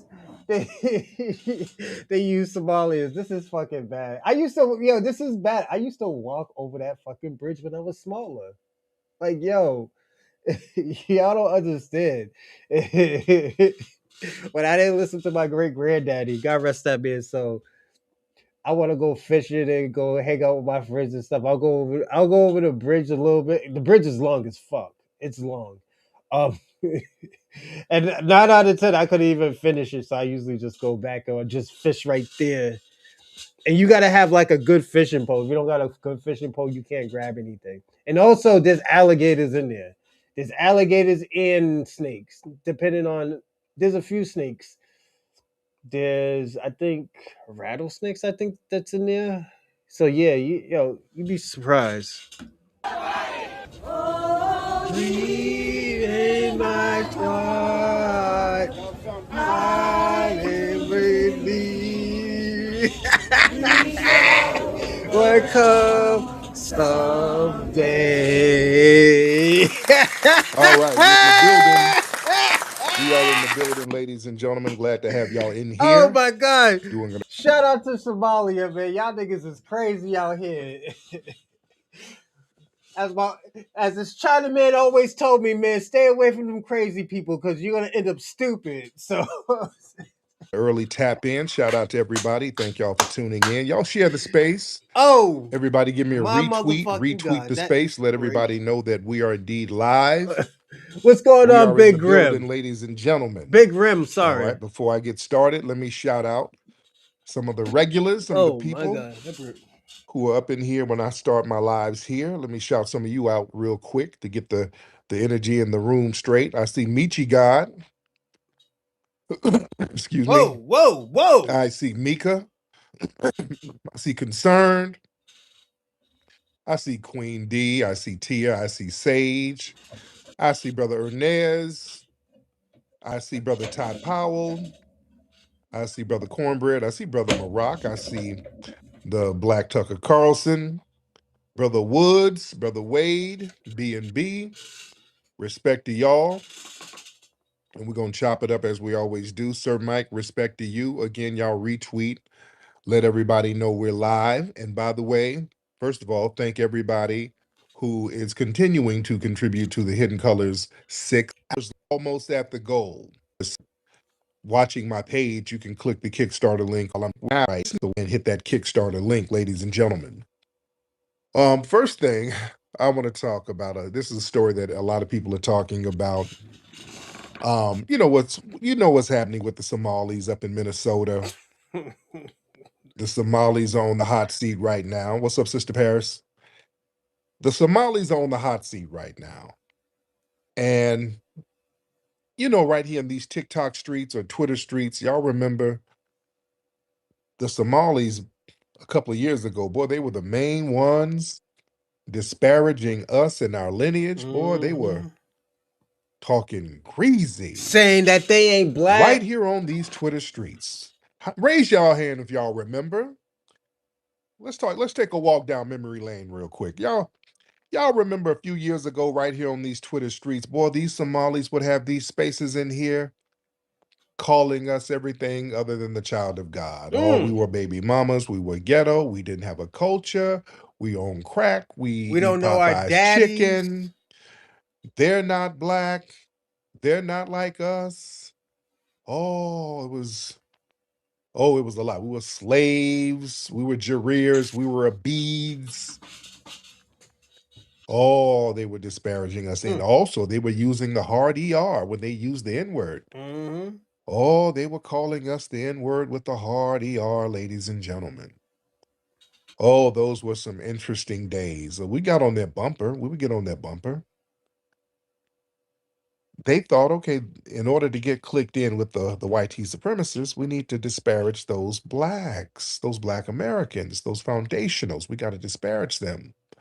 We see that's the quick way to get a fast pass into white circles.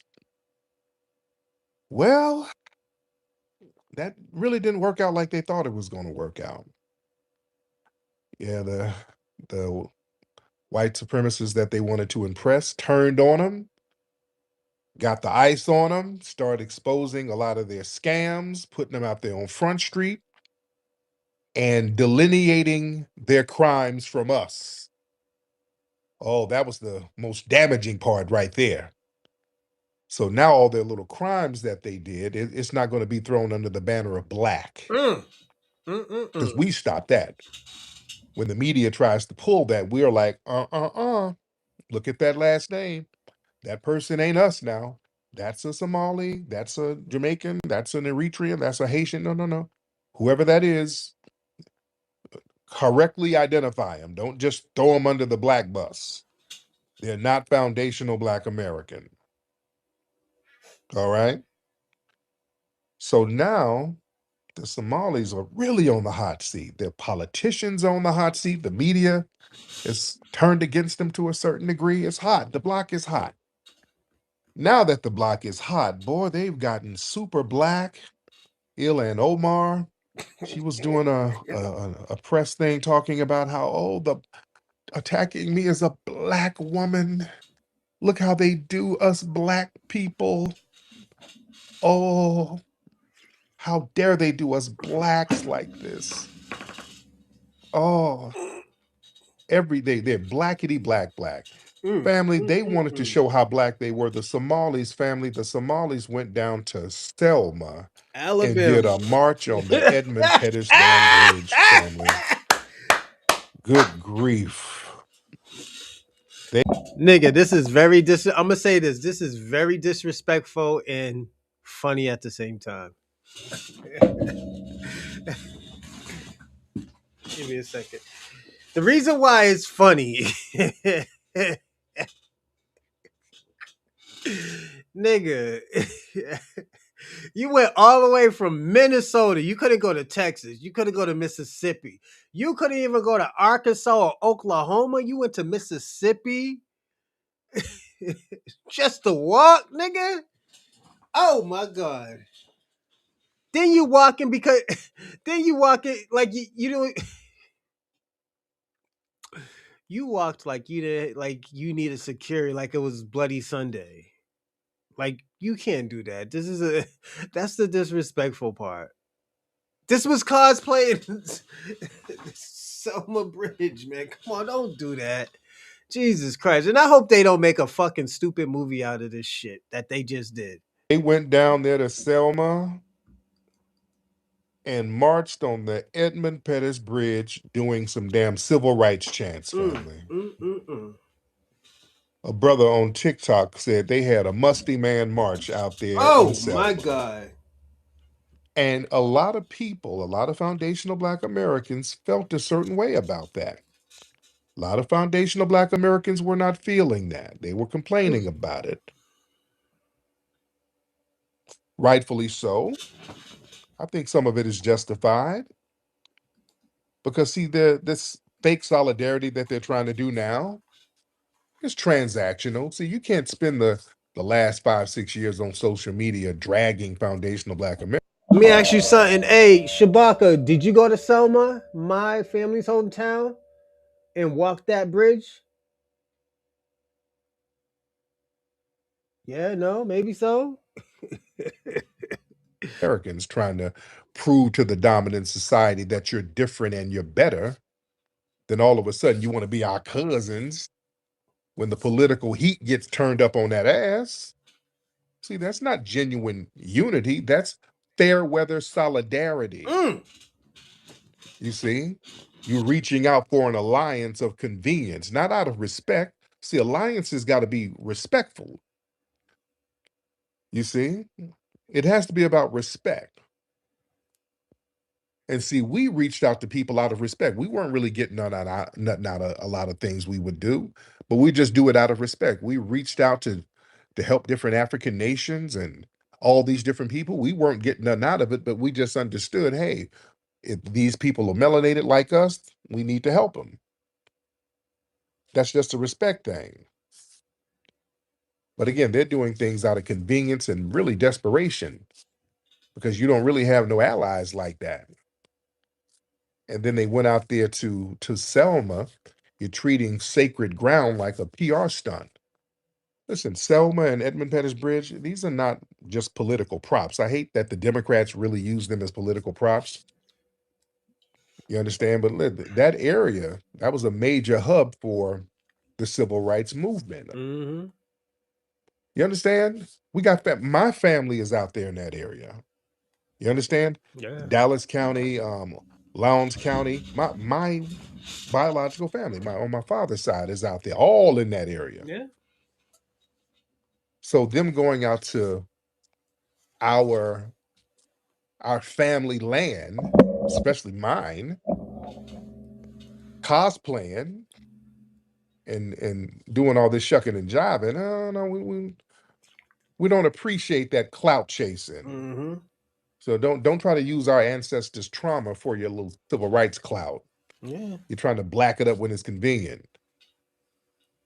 You understand? I hate when people try to get blackety black when your back is up against the wall, when the block is hot. I'll be back, No, you're supposed to everybody. be black all the time. Mm-hmm. Our identity is not a costume that you can put on and take off when it's convenient. You see, and they try to use us foundational Black Americans as political shields. We're not a meat shield for other groups to hide behind when they fall out of favor with the dominant society. See, these folks come over here and they buy into the myth that, okay, we're the problem. In order to get them butter biscuits, you got to emphasize on how you're different from us because we're the problem. And then when you start facing systematic realities on your own, now you want to hide behind our civil rights infrastructure that our families built. We're not playing that game. Lineage and history, it does matter. Our civil rights legacy is tied directly to a specific lineage. We survived centuries of American slavery, Reconstruction, Jim Crow, and we can have empathy for the struggles of immigrants and other people, but you ain't gonna co-opt our historic capital. You're not gonna do that while we know you have disdain for us, you see. And also, we were facing some very unjust challenges. People were targeting us simply because of race. We were being denied certain things. We hadn't done anything wrong. That's what I want y'all to understand. This is the big difference. Look, I got my cousin Jerry in here. What's up, cousin Jerry? But understand, when we were doing the civil rights movement, we had the moral upper hand. That's why it worked. We did nothing wrong. We were like, hey, don't punish us because you think we were born the wrong color. No. We're not going to play that game. You're going to be fair. We're going to have justice. We've done nothing wrong. We're law-abiding citizens. We're taxpayers. We're not going to be denied housing, school, jobs, resources because you don't like our color. We're not playing that game. No, on the other hand, these Somalis, the you down there for? Y'all was stealing. Y'all were finessing. Get your ass off the bridge. Let's be real. What the hell are you down there for? Your civil rights ain't being violated. You're coming here running scams and finesses. Yeah, you're not supposed to do that. That's what I really have a problem with. Don't compare your scams with our righteous justice claims. Y'all niggas was scamming. Up there with the damn leering center. Get your ass off the Selma damn bridge. The hell out of here. I wish I was down there. I would have had a fly swatter. Get your ass off the bridge. Y'all was scamming. It ain't the same. That's very disrespectful. But see, the thing is, they thought that they were going to get them butter biscuits from the dominant society by denigrating us. They thought they were going to get some brownie points.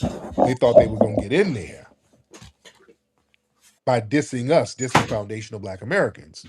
Now that the white tea supremacists shut the door on them, we're the same people, the very people who they were trying to disparage, they got to go to and co-opt our damn legacy.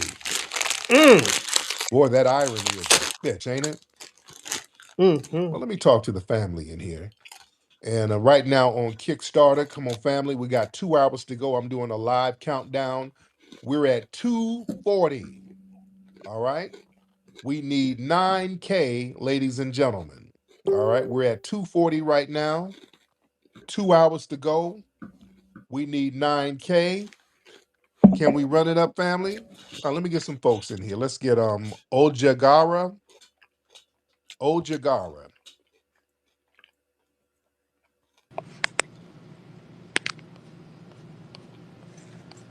Hello, sir. Yeah.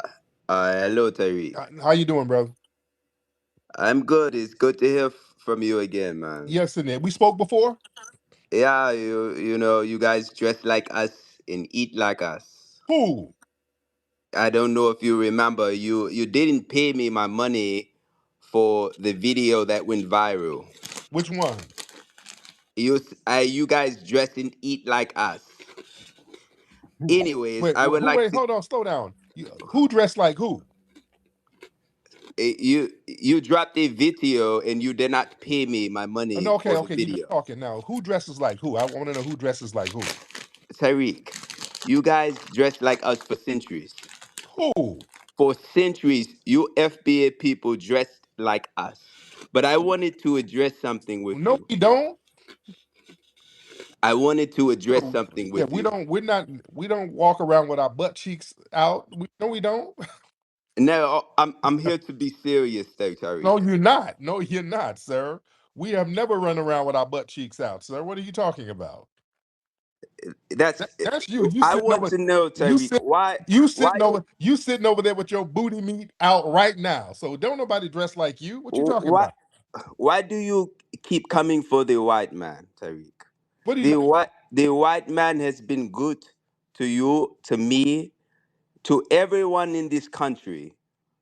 The white man has he's built up a major army to help protect this land.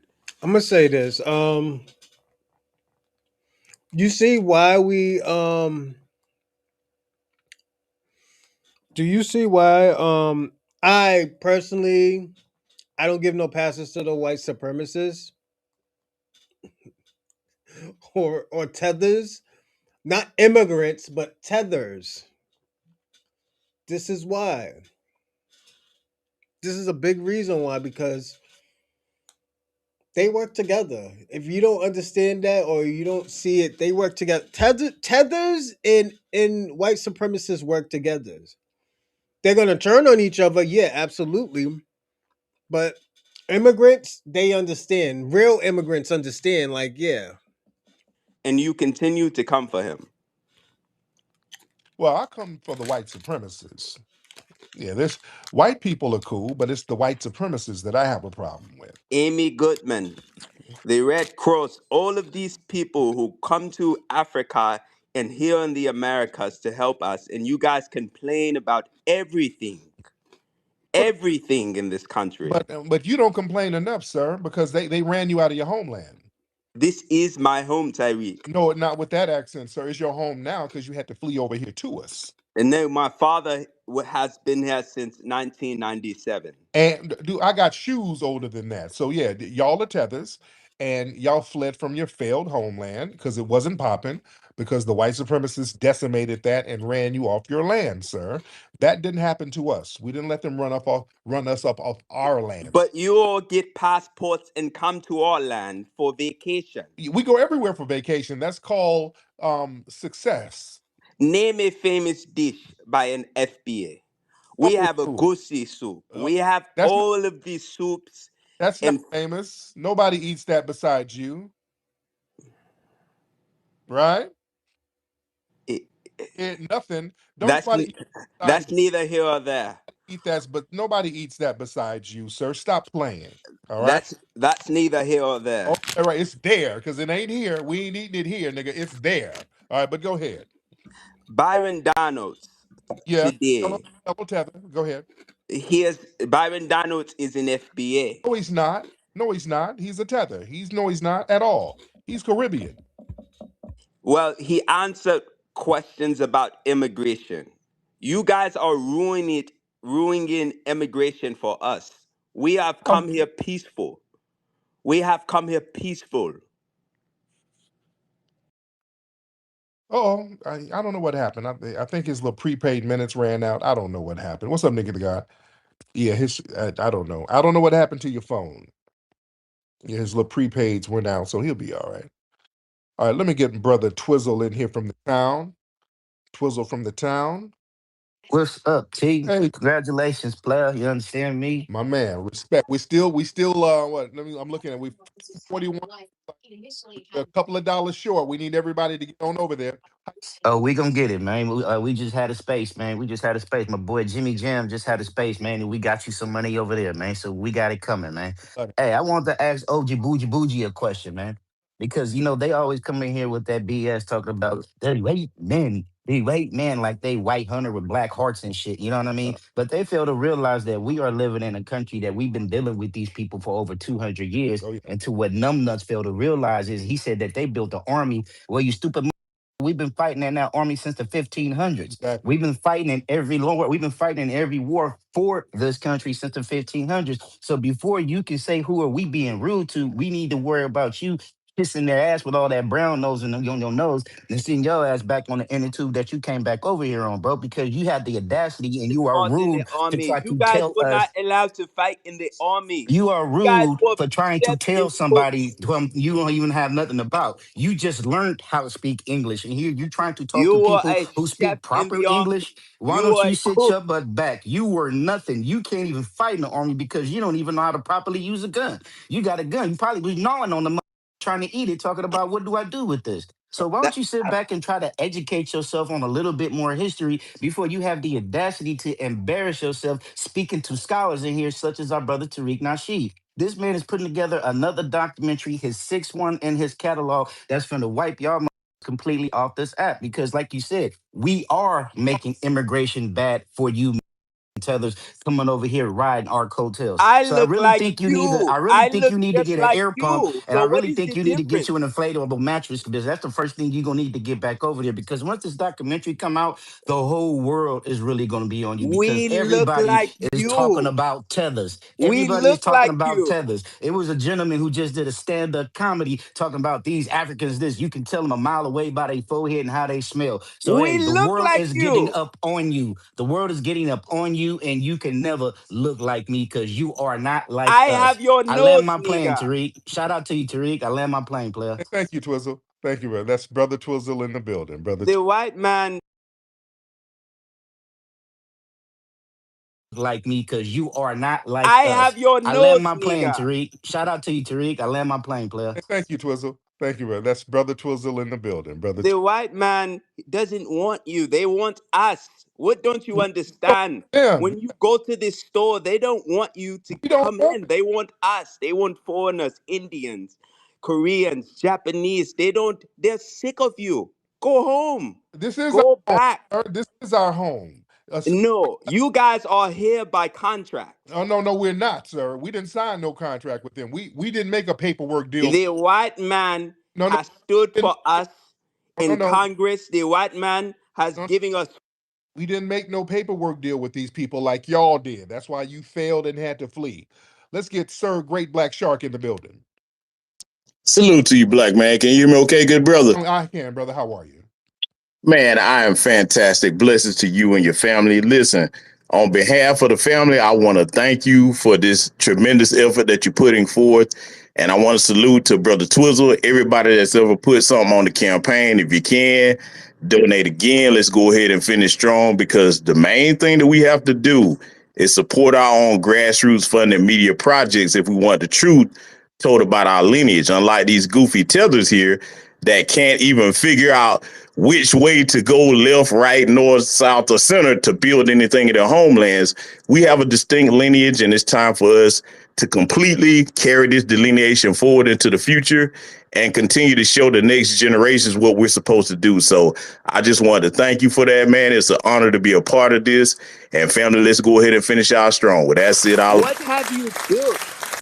What Yeah, have you built? yeah. Please be honest with me, Tariq. More than you, sir. Yeah, we didn't build flip flops to run and flee. All right, we built You, a nation. We built this nation that you have.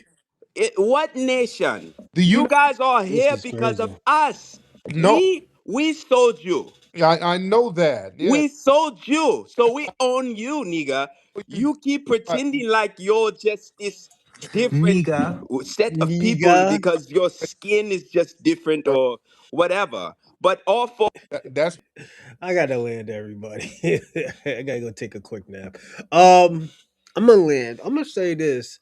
This is how the Renaissance got people this mad, man. You know, and also Adonis, hope you stay safe, man. Definitely hope you stay safe out there, man. Don't bring your ass back to fucking Romania. Only if it's probably for 1 or 2 days, my man. And get security. You make enough money where you can have a security. You know, I also want to say this. This Renaissance is very, very serious. What's going on right now, they've been trying to infiltrate this. They've been trying to tell us that. Hold on 1 second. Testing. All right. They've been trying to tell us for a very long time that we don't know what we're doing. Hold on 1 second. Testing. All right. It's this way. All right. Testing. Yeah, they've been trying to tell us we don't know what we have been doing for the last, what is it, 60, 70 years, what we created and all that other stuff. Now, what's going on, Gullery? Salute. Um, but we lit out here, man. It's so bad that people are really cosplaying. This is cosplay right here. You know, this is bad. You don't see one Black American face up there, so it's. I just want everybody, yo. You know what? Just you know what? No, Friday. We're gonna be talking about. We're gonna have a dope ass topic Friday. So, I want y'all to get ready, but we got another show on Wednesday. Tomorrow we will be talking about everybody's favorite scammer, Marcus Garvey. We'll talk about Marcus Garvey tomorrow for the Reapers Nation. I know I haven't done Reapers Nation in a week, so that's something that we will be talking about. And I want to thank a lot of stuff. I want to thank a lot of people. Give me a second. In a week, so that's something that. So I want to thank Dorsey, Shabaka, Renaissance Woman, Salute, FBA Convo, Black King. What's going on, Black King? Ray, what's going on, Ray? Fresh always. That's 004. Let's get it, 004. What's going on? Miss Donna, how's it going, Miss Donna? You did a great job on my show, man. Thank you for the entertainment, making the mud hut things. So, what's going on, Jeff? Thank you, Jeff. I'm glad you always pop up on here. Imperio, what's going on, Imperio? Ahmed, what's going on, Ahmed? Shout out to Sudan. What else? Austell Gray, Big Remy, Adam B, Brando, and Gullery. Thank y'all for coming on this show. I appreciate everything. And people who gave the donations on the fundraisers, thank you. I do appreciate it. I didn't have time to look up it yet, but thank you again. Give me a second. But again, I'll see y'all tomorrow. Y'all take care. And Dorsey, happy birthday. Happy birthday to Dorsey, everybody.